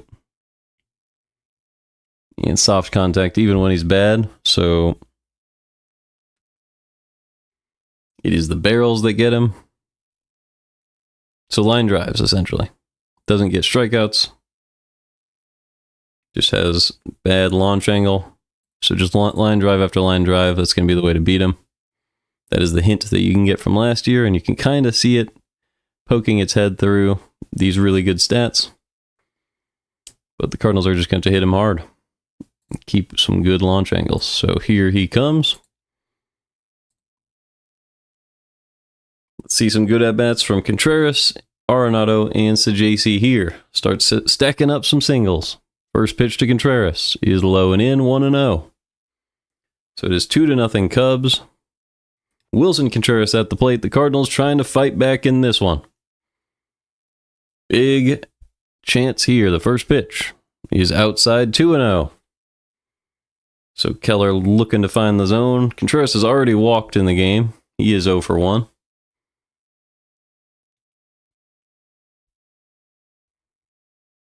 The 2-0 pitch from Keller to Contreras is low and away with the slider. It's 3-0.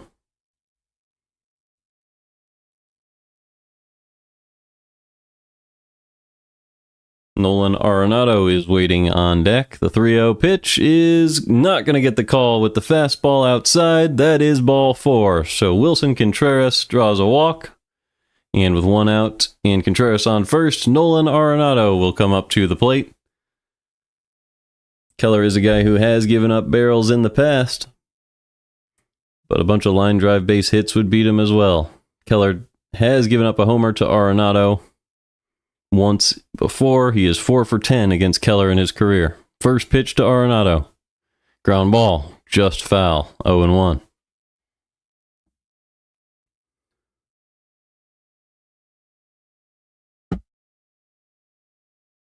So the tying run is at the plate by the name of Nolan Arenado. Big hole on the right side of the infield. The 0-1 pitch from Keller to Arenado. Outside, 1-1.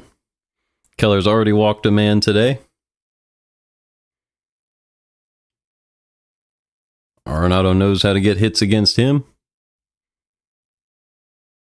Contreras on first, 1 out. The 1-1 pitch to Arenado is going to get the call on a slider that did not find the zone. It is 1-2.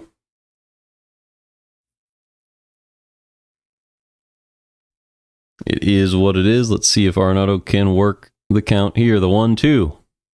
Low and away with the sinker. It's going to get past the catcher. And Contreras advances to second. So now a base hit could score a run and get the Cardinals one step closer in this one. Keller struggling to locate his pitches. Although that one should have definitely been stopped by Kelly.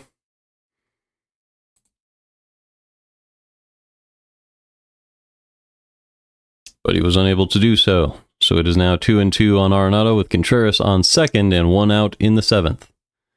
Here's the 2-2 pitch. Arenado drives it foul down the third base line.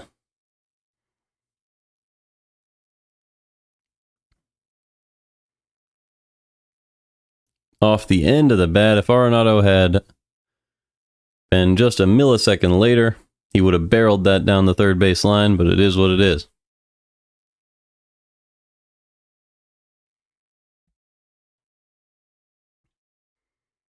Pretty good hole on the right side of the infield. The 2-2 pitch to Arenado. Popped foul, and we'll do it again. Pretty good at-bat from Arenado here. Keller already at 10 pitches. Contreras on second. The Cardinals trail 2-0 in the 7th with 1 out. Another 2-2 pitch to Nolan Arenado. Here it is. Misses low with the changeup. It is 3-2.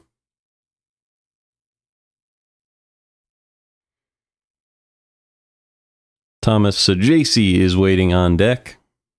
You wonder if they're going to pitch around Arenado. Probably not. But putting another base runner on is always a good idea when you're trailing.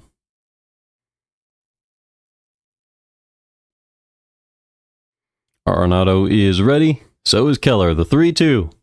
Up and in, and that's ball 4. So Arenado passes the torch.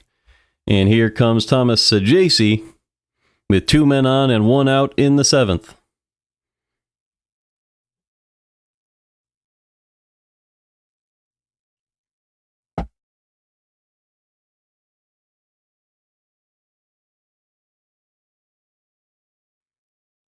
Pitching coach for the Cubs out to talk to Keller, as the game is going to hang in the balance here. Saggese is a very fast runner.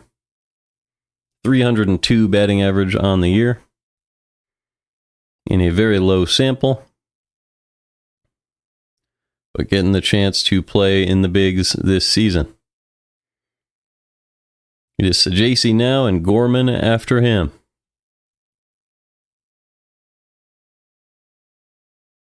Adding base runners with Gorman coming up soon is always an exciting thing to do. But a base hit could knock into this Cubs lead and cut it to 1. Or Saggese could just find a gap and drive in a couple. A lot of good potential outcomes here. 2 men on with 1 out. Thomas Saggese at the plate. He's 0 for 2 today. Looking to change that. The first pitch from Keller just gets the call at the bottom of the zone. With the sinker, it's 0-1. It's a good take by Saggese regardless. Wasn't going to be able to do too much with that low of a pitch. Here's the 0-1. Misses low, but gets the call with the sinker. That one below the zone. So Keller helped out by the ump there. It is 0-2. Saggese has a couple of flyouts in the game today. See if he can find a gap in the defense here. The 0-2 pitch with 1 out. Chopped over to third. Shaw is just going to step on the bag for out number 2. So Saggese kind of has the at-bat taken from him by the umpire there. Nothing he could do after that second pitch was called a strike. Able to beat it out, prevent a double play, and give Gorman a chance to make a difference in this one. So they're going to leave Brad Keller in the game to face Gorman. It is righty-lefty. A man who can give up barrels. 2 men on with 2 outs. The pitch to Gorman. Up and in, it's 1-0. You think they may pitch around Gorman here with Pedro Pajes on deck, but that would put 2 men in scoring position. So no good choice for the Cubs here. They're pitching to Gorman, the 1-0. Fouled back. That was a fastball up and in. If they miss with that out over the center of the plate, we could have a tie ball game or better for the Cardinals with 1 swing of the at-bat. 1 swing of the bat. Jesus Christ. The 1-1 from Keller to Gorman. Right down the middle, fouled back, 1-2. That was 99 low and in. They continue to go inside on Gorman. Good job by Keller to locate that. So 2 outs, runners on first and second. Saggese's on first. The 1-2 pitch is inside, 2-2 on Gorman. That one almost got away from Kelly. Great play to keep that one in front of him. So this is going to be the 20th pitch of the inning. Gorman looking for a fastball here. We'll see if he gets one. 2 men on with 2 outs. The 2-2 pitch from Keller to Gorman. Driven in the air, right center field. PCA watches it go and makes a sliding grab at the track. What a play by PCA in center field. And it is still 2-0 Cubs as we go to the 8th. Great defense from the Cubs.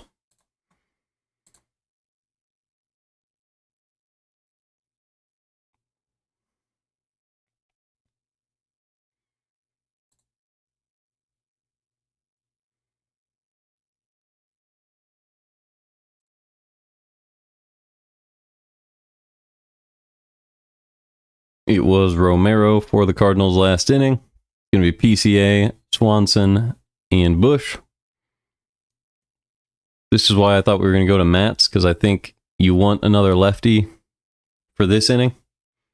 And so you could stick with Romero, or you could go to Steven Matz. I think Romero looked good. You probably just roll with that.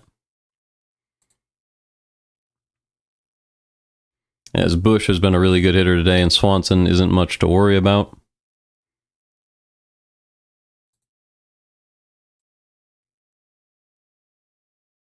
So you leave a lefty in or get a new one, face 3 hitters with that lefty, then go to a righty against Kelly, Horn, or Shaw. So let's see who's available. Could stick with Romero, could go to Matz. Either way.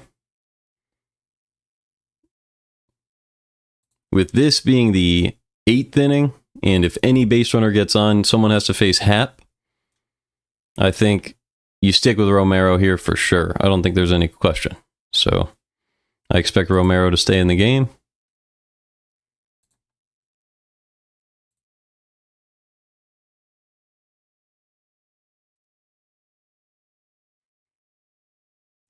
So I will pull up Romero once again.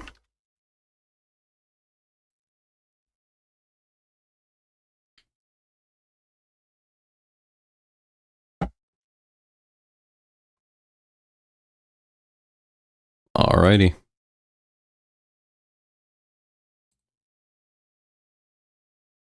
Yes, it is. So Romero probably going to stay in to face 3 more hitters, being Crow, Armstrong, Swanson, and Bush. Trying to get through another inning of work. It is 2-0 Cubs. The pitch from Romero. Fouled away. It's 0-1.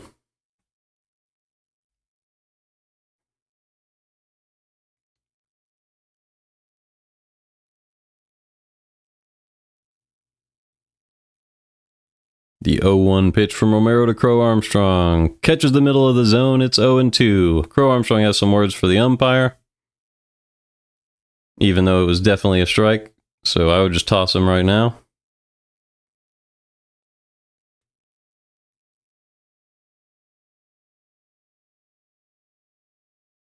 The 0-2 pitch is outside with the slider, 1-2. But honestly, he's been such a bad hitter this series, I'd rather him stay in the game. He has played good defense in center, though. Here is the 1-2 from Romero to Crow Armstrong. That one downstairs with the slider, it's 2-2.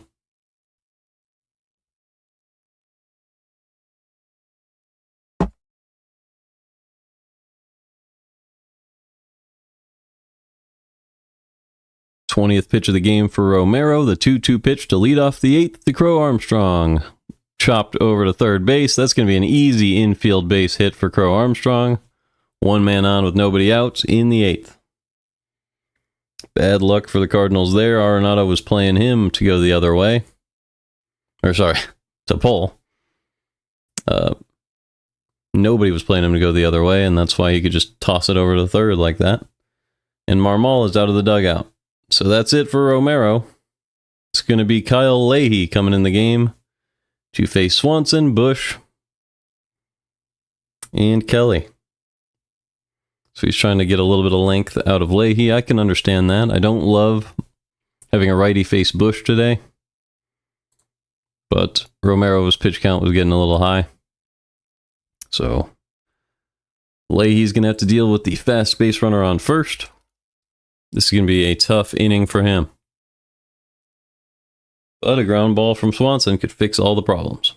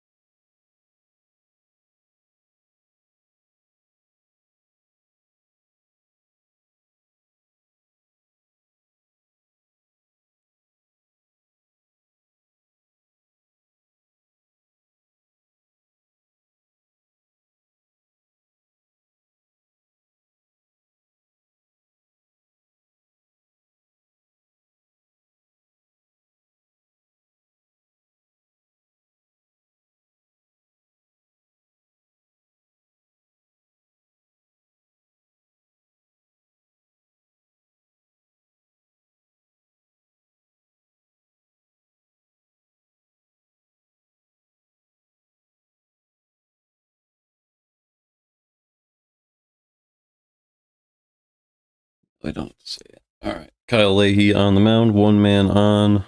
Nobody out.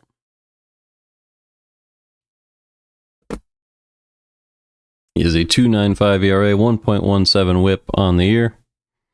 Can work through the bottom of the order here. Starting with Dansby Swanson. It is Swanson, Bush, Kelly, and Nico Horner due up for the Cubs. So maybe they pinch hit for Kelly. We'll have to see. I think that would make sense because the backup catcher, being a lefty, is also their better defensive catcher. Here's a swing and a miss on a slider right down the middle. It's 0-1. Although Kelly's been good defensively today, so I'm not certain. Did have the one passed ball that shouldn't have got by him. Here's the 0-1 to Swanson. Instead, he's going to check on PCA, so a good move there from Leahy. Staying in his head.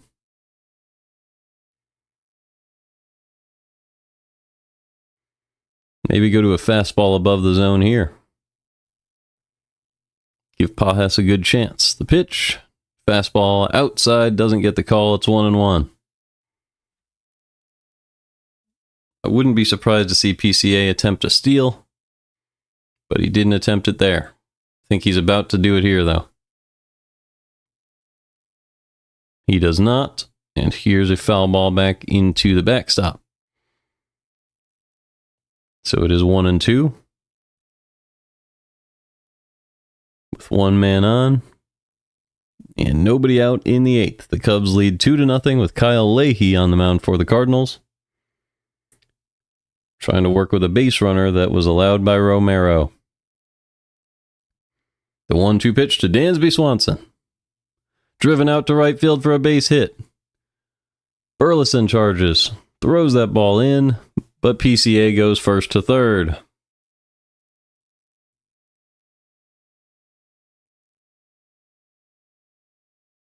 So even going righty-righty against Swanson, they give up the hit.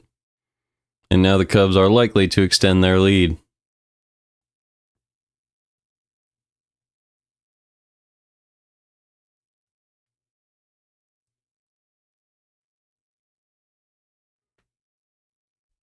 Crow Armstrong is 4th in the NL in runs scored this season. First pitch to Bush is low. It's 1-0.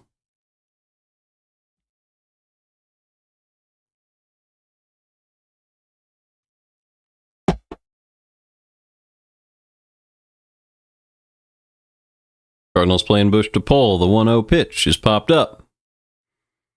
Easy play over at third. Wynn's going to make the call, though, and make the grab. So 1 out. Runners at the corners. And that's going to bring up Carson Kelly. Good job by Leahy getting a pop up there, preventing that run from scoring. Now you could bring in the infield and try to prevent the run, or go for a double play. Maybe just corners in with the innermost part of the infield, the middle infield back. Runners at the corners with 1 out. The pitch to Carson Kelly. Right down the middle with the slider, it's 0-1. A strikeout would also be a good way out of this spot, if Leahy has that in him. Kelly has grounded into 5 double plays on 29 opportunities this year. So more often than 1 in 6, the 0-1 pitch is instead a pickoff move where they get Dansby Swanson. Crow Armstrong's going to score, and the Cardinals trade the out for the run. That is not a good trade. Should have had some better awareness and gone to the plate. It is 3-0 Cubs.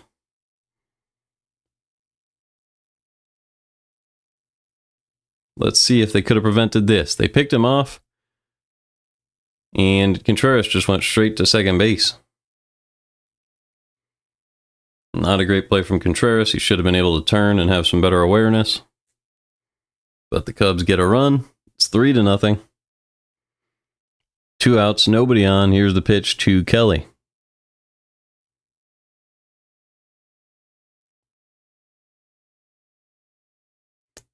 In on the hands, fouled off. It's 0-2 now on Carson Kelly. So, I mean, if 2 batters ago, with runners at the corners and nobody out, if you said the Cardinals give up 1 run and get out of the inning, think everybody takes that trade, but after you get the pop-up, it, becomes more of a 50-50. But it is what it is. They were able to make a trade there. And that is all right.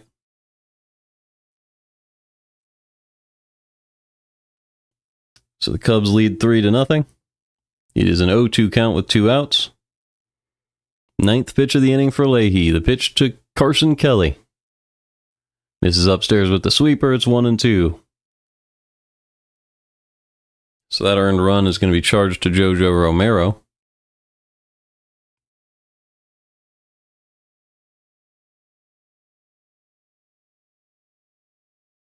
Two outs, nobody on. The 1-2 pitch.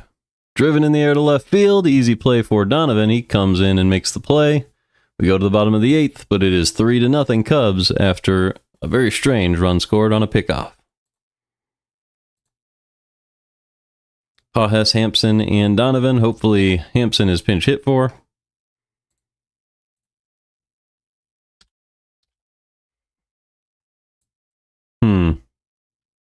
Honestly, I want everybody to be pinch hit for. You have Nootbaar, you have Victor Scott. Like, let's do it.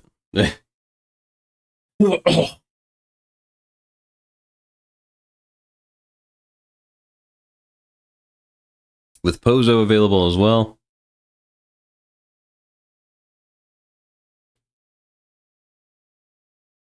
I guess we need to see the pitcher first, but Brad Keller's thrown 20 pitches. He didn't look very good. But he might get to face Pages. This is just an interesting spot. I'm going to go to the Cubs bullpen. Keller's already thrown 20 pitches. He didn't look great. I think they're going to be done with him. Probably go to Presley. And against Presley, you could pinch hit Victor Scott, Lars Nootbaar. And then you have Donovan, Win, Burleson. So that's going to be the comeback path for the Cardinals here, if they actually have these players available to pinch hit. So let's see. I'm going to see if I can get the splits for Presley.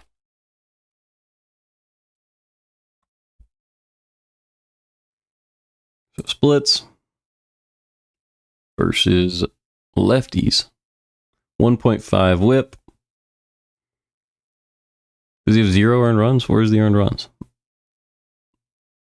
3.90 ERA. They don't have it listed.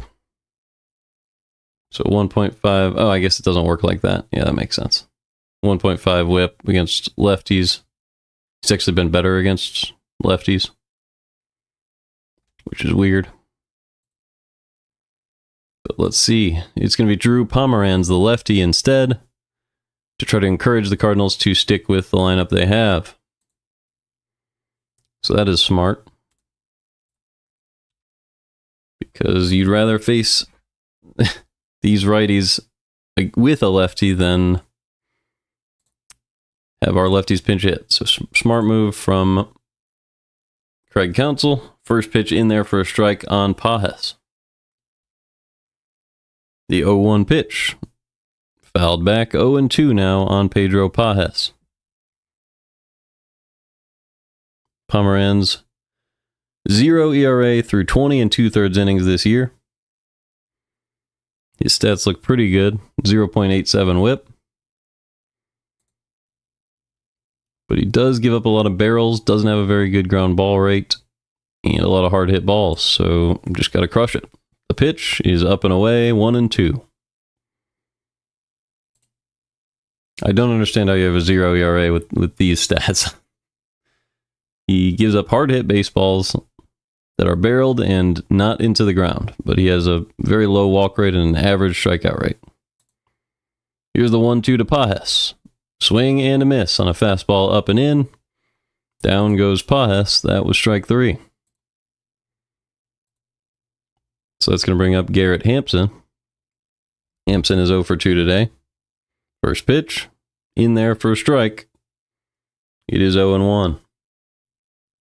Hampson still looking for his first hit as a Cardinal. Now would be a good time for that. The 0-1 pitch. Outside 1-1. So it's Hampson, Donovan, Wynn, Burleson. A lot of lefties coming up after Hampson. The 1-1. In there for a strike with the fastball. It's 1-2.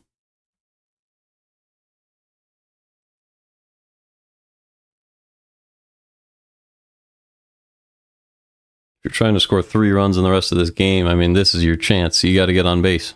I would have pinch hit 2 guys here. But Marmol disagrees. The 1-2 is popped up and out of play. Still 1-2.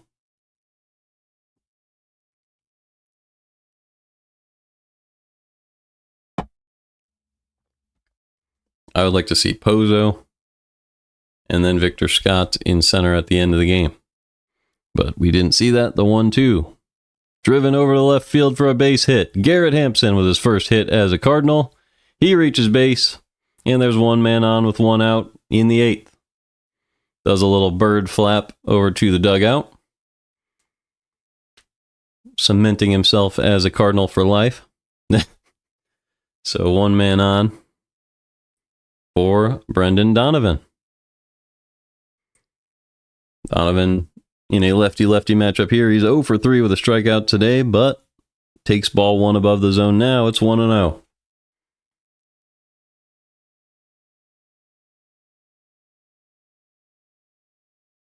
Big opportunity to get some base runners on here. The 1-0 pitch from Pomeranz to Donovan. Low and away, popped up. Playable at third. Shaw with the call and makes the catch. So 2 outs. It's going to bring up Mason Wynn. Interesting point in the game now, where Wynn and Burleson would have to reach in order for a righty with home run power to come up, unless Wynn finds it within himself to hit one here.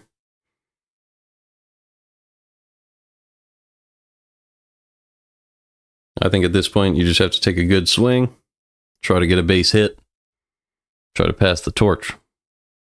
Because Pomeranz is unlikely to walk you. Here's the pitch to Mason Wynn. Missed outside with the curveball, 1-0. That changes things a little bit if you're ahead in the count.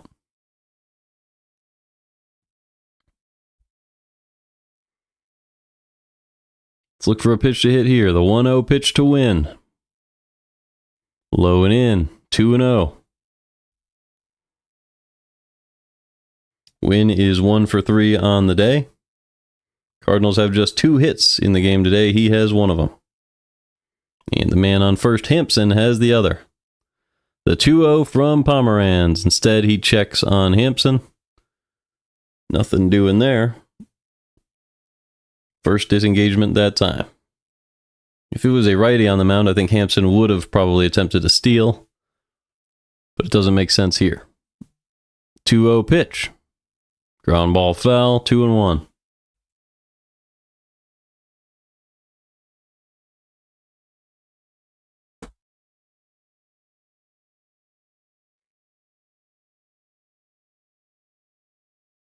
Big hole on the right side of the infield. We'll see if Wynn can put it somewhere and reach base here.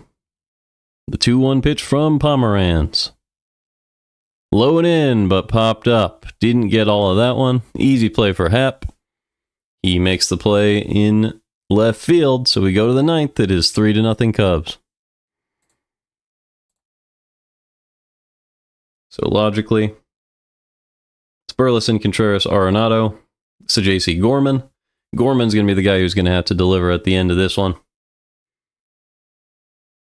But that is next inning. Leahy only threw 10 pitches, got through an entire inning. Do up our Horner, Shaw, and Hap, so Leahy could probably stay in the game.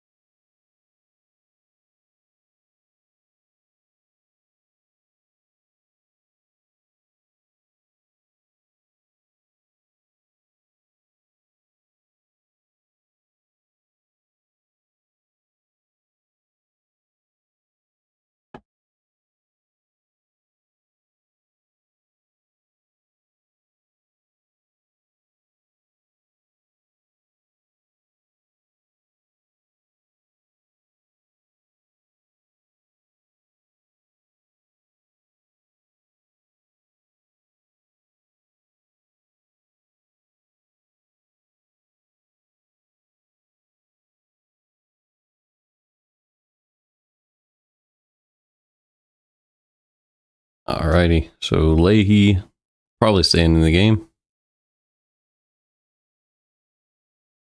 Would be facing Horner, Shaw, and Happ. And he will stay in the game, so here we go.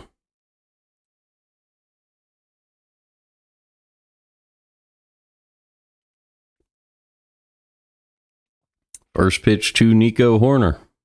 Right down the middle, fouled back. It's 0-1.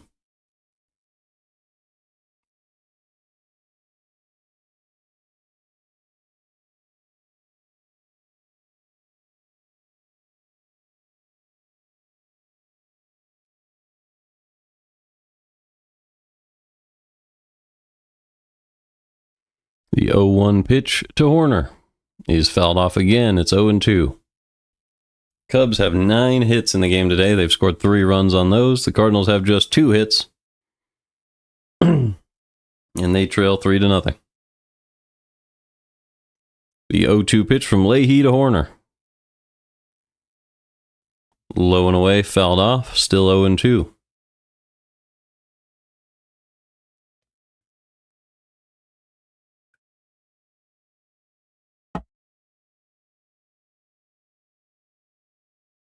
The 0-2 pitch to Horner. Way upstairs, 1-2.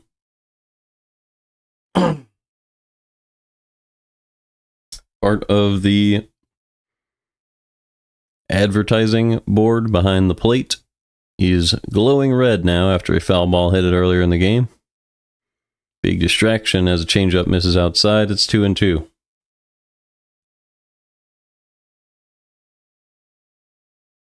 Two-two pitch to Horner. Fouled off. Still 2-2.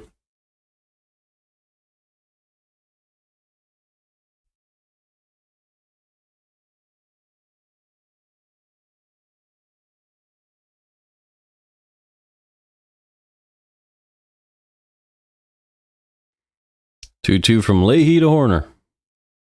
Down the middle, fouled off. Still 2-2.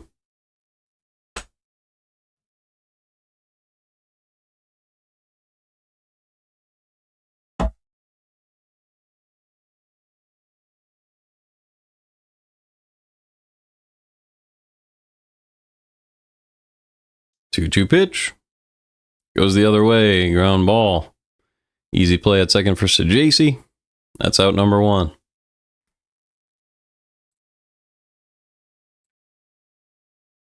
Cardinals have had no pinch hitters all game. Even last inning when it looked like you probably should have pinch hit for Pajes to lead off the inning. Cardinals stuck with him. And now with 1 out and nobody on, Matt Shaw is at the plate. It is 3-0 Cubs. Pitch from Leahy is up and in, 1-0. You have a few good hitters due up for the Cardinals to lead off the 9th, so you could see some base runners and then maybe some pinch hitters if Marmol's smart, but we never know. Low and away slider. It's 2-0 now on Shaw.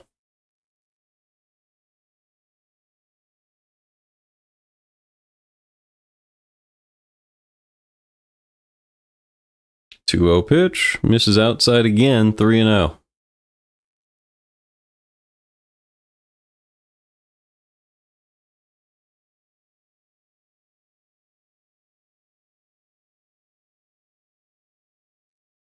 There's a fastball right down the middle for a strike. 3-1.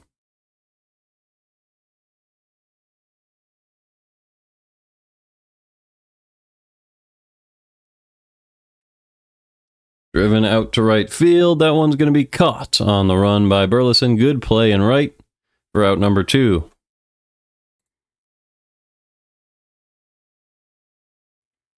So Leahy finally taken back to the top of the order. He could go 2 scoreless innings. It's going to be Ian Happ.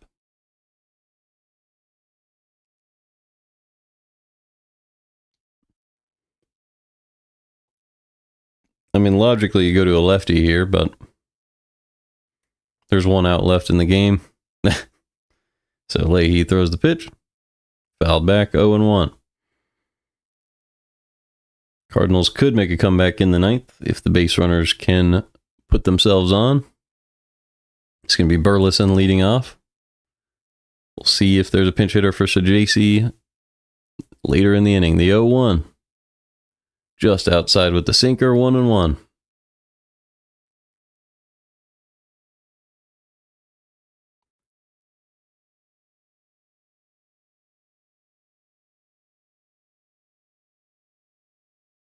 The 1-1 to Ian Happ is hit in the air to center field, easily playable for Hampson, who makes the grab. Happ is frustrated with himself, but he had a decent game. We go to the bottom of the ninth. It is 3-0 Chicago. Let's see what Burleson can do for the Redbirds. So we'll throw Burleson up here. He's been great in the outfield. Yeah, outs above average at 0. Let's go. Not even a liability. All right, so Palencia, the closer for the Cubs.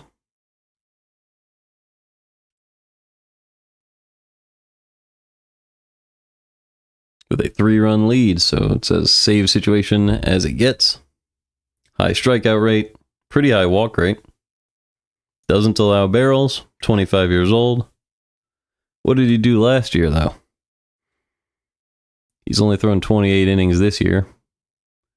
2 years ago, he threw 28 innings. So how did this progress? Still had a high strikeout rate and a high walk rate. Pretty low ground ball rate as well. Hard hit baseballs. Last year, hard hit baseballs. Average strikeout rate. Kept it on the ground, though. And low barrels. So yeah, he doesn't get barreled. Not going to give up a homer. But he can walk guys. And you can get it into the air against him. So decent launch angles are possible. But very unlikely. It's way more likely that you're going to be able to just put it on the ground, hit a bunch of singles, and draw some walks. You got to rally. The way to beat Palencia is rally, work some at-bats. So that's going to be the approach. And he's in the game. So righty-lefty to Burleson. Let's see if he can have a great at-bat. Maybe rifle a ground ball into a hole. Keep passing the torch. That's the approach in the ninth. It's usually the approach in the ninth regardless, because a base runner is worth the same as a homer up until the tying run reaches the plate. But even more so against a guy who can walk guys like this. So long at-bats from 3 of the best hitters in the lineup at not striking out. Although Contreras does strike out a decent amount. But at least Burleson and Arenado should be able to draw walks. And give yourself a chance with a pinch hitter and then Gorman. Unless Sajasi gets to take that at bat, but I would disagree with that. Here is the pitch to Burleson. Right down the middle with the slider, it's 0-1. Smart move by Burleson to take that pitch, but it was a slider. Clever decision by the Cubs to get ahead in the count. Here's the 0-1 to Burleson. Up and away, 1-1. This is what you're looking for. He missed that one by a foot. If he loses his command, that's how you can build up base runners. Here's the 1-1 pitch to Alec Burleson. Swing and a miss on a slider low and in. It is 1-2.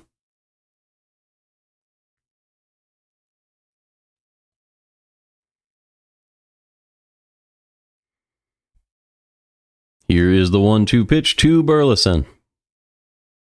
Smokes that one out to right center field. That one's going to get all the way to the wall. Extra bases for Burleson, and the Cardinals have something going in the ninth. Burleson on second with nobody out. So 1 man on with nobody out. Here comes Wilson Contreras, who already has 2 walks in the game. A walk here would be huge.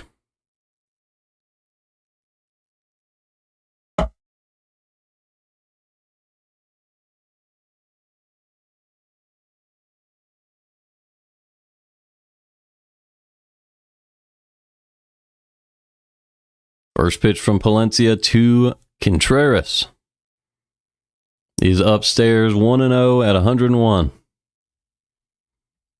So Contreras just has to have another good at-bat. He's hitting .314 with runners in scoring position this season. Here is the 1-0 pitch from Palencia. Fastball right down the middle for a strike. It's 1-1. Contreras with good situational awareness. He's going to make Palencia throw a strike. He's looking to win the game for his team. He's not looking to have to crush a baseball. Here is the 1-1 pitch from Palencia. Up and away, fouled back. It is 1-2.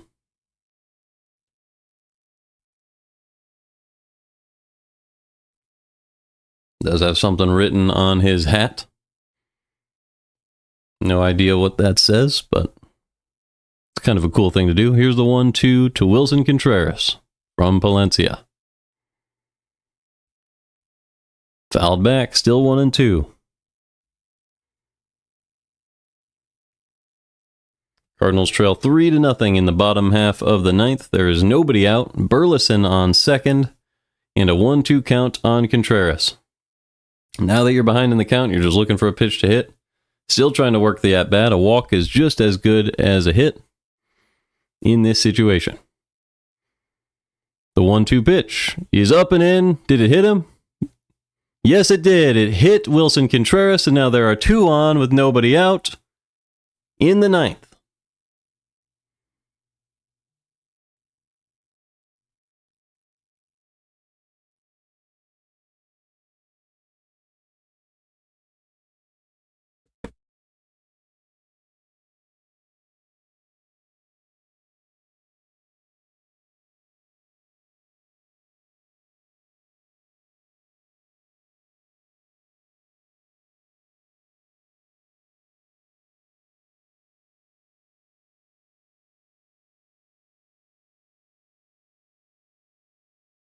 So 2 men on with nobody out. That's going to bring up Nolan Arenado.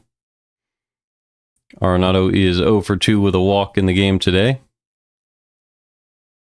Looks like they're reviewing this.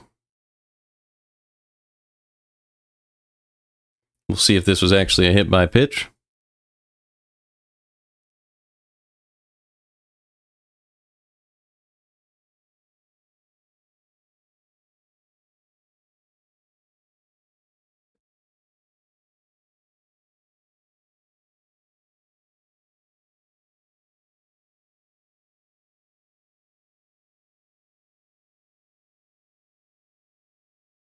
All right, 2 men on, nobody out. They confirmed the call.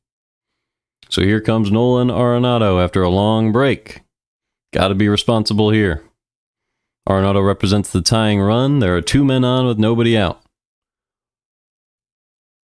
First pitch from Palencia. Down the middle, fouled back. It's 0-1. Good swing by Arenado. Didn't let him see one go into the zone.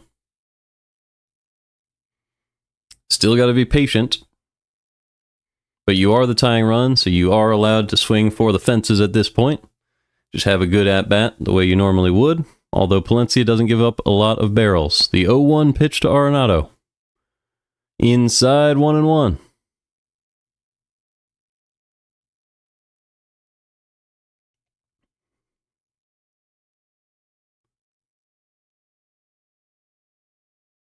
Palencia is set. The 1-1 pitch to Arenado with 2 men on. Ground ball foul. That was a slider at the bottom of the zone. It's 1-2. I'd love to see a pinch hitter for the Cardinals next, but we'll have to see. 2 men on with nobody out. Arenado at the plate. A walk would be big. Just keep fouling pitches off. The 1-2 from Palencia. Swing and a miss on a slider below the zone. Arenado strikes out, so there's 1 down. Let's see if Sajacy is going to be the one taking the at-bat.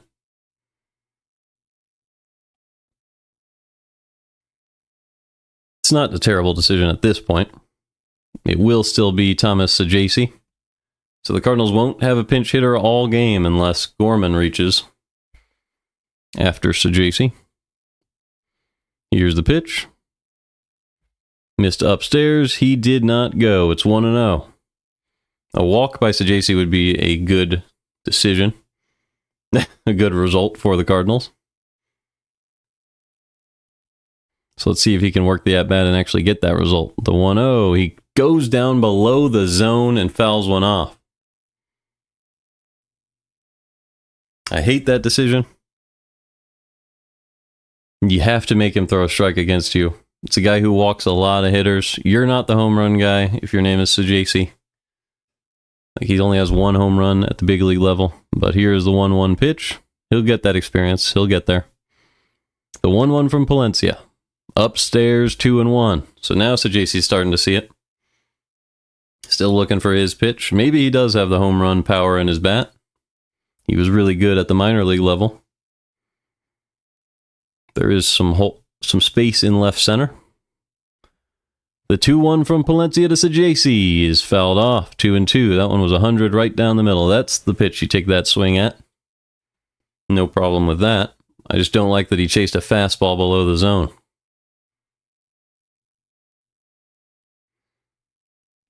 It is what it is. 2-2 count with 2 on and 1 out in the ninth. The 2-2 pitch from Palencia to Sajaci. Driven in the air to right, foul. So it is still 2-2.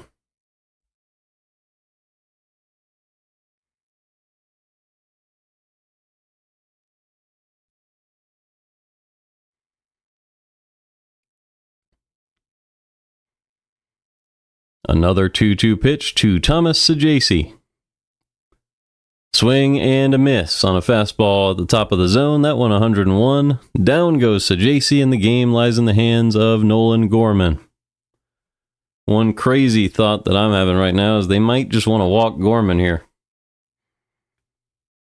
Because Gorman's the man who could definitely tie the game with one swing of the Jesus Christ, I've said that twice. One swing of the bat.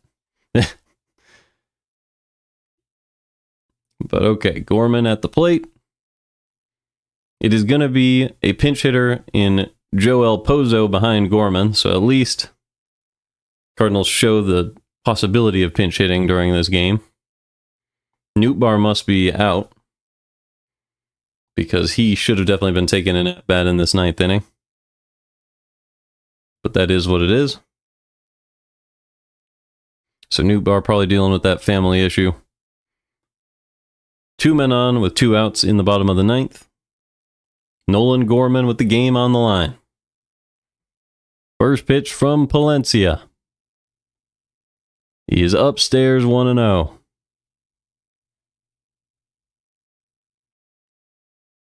Pozo has the capability of extra bases, so even if they walk Gorman, the Cardinals have a chance to tie it.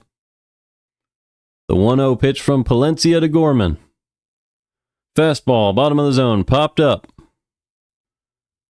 But it will get into the seats, 1-1. Cubs are trying to get a bailout here in any way they could, because they really don't want to see a pitch down the middle to Gorman. They were really hoping that one would stay in fair territory. 2 outs, 2 men on. Cardinals trail 3-0 in the bottom of the ninth. Gorman represents the tying run. Here's the 1-1 pitch from Palencia. Gorman fouls it back, 1-2.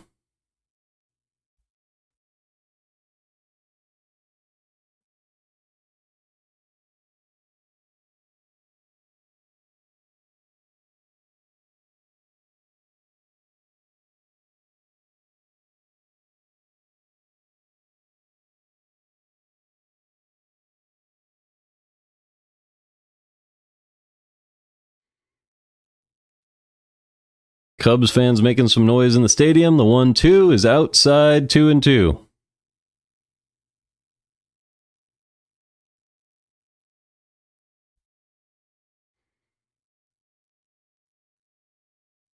See if Gorman has a big swing left in him in this game. The 2-2 pitch from Palencia to Gorman. In there for strike 3 with the slider, and down goes Gorman. Palencia goes wild, and we split the series against the Cubs. I don't love the decisions from Marmol today as far as the lineup and no pinch hitters. But just no runs scored. Here comes some words from the Cardinals and Cubs. This will be a heated rivalry over the rest of the season.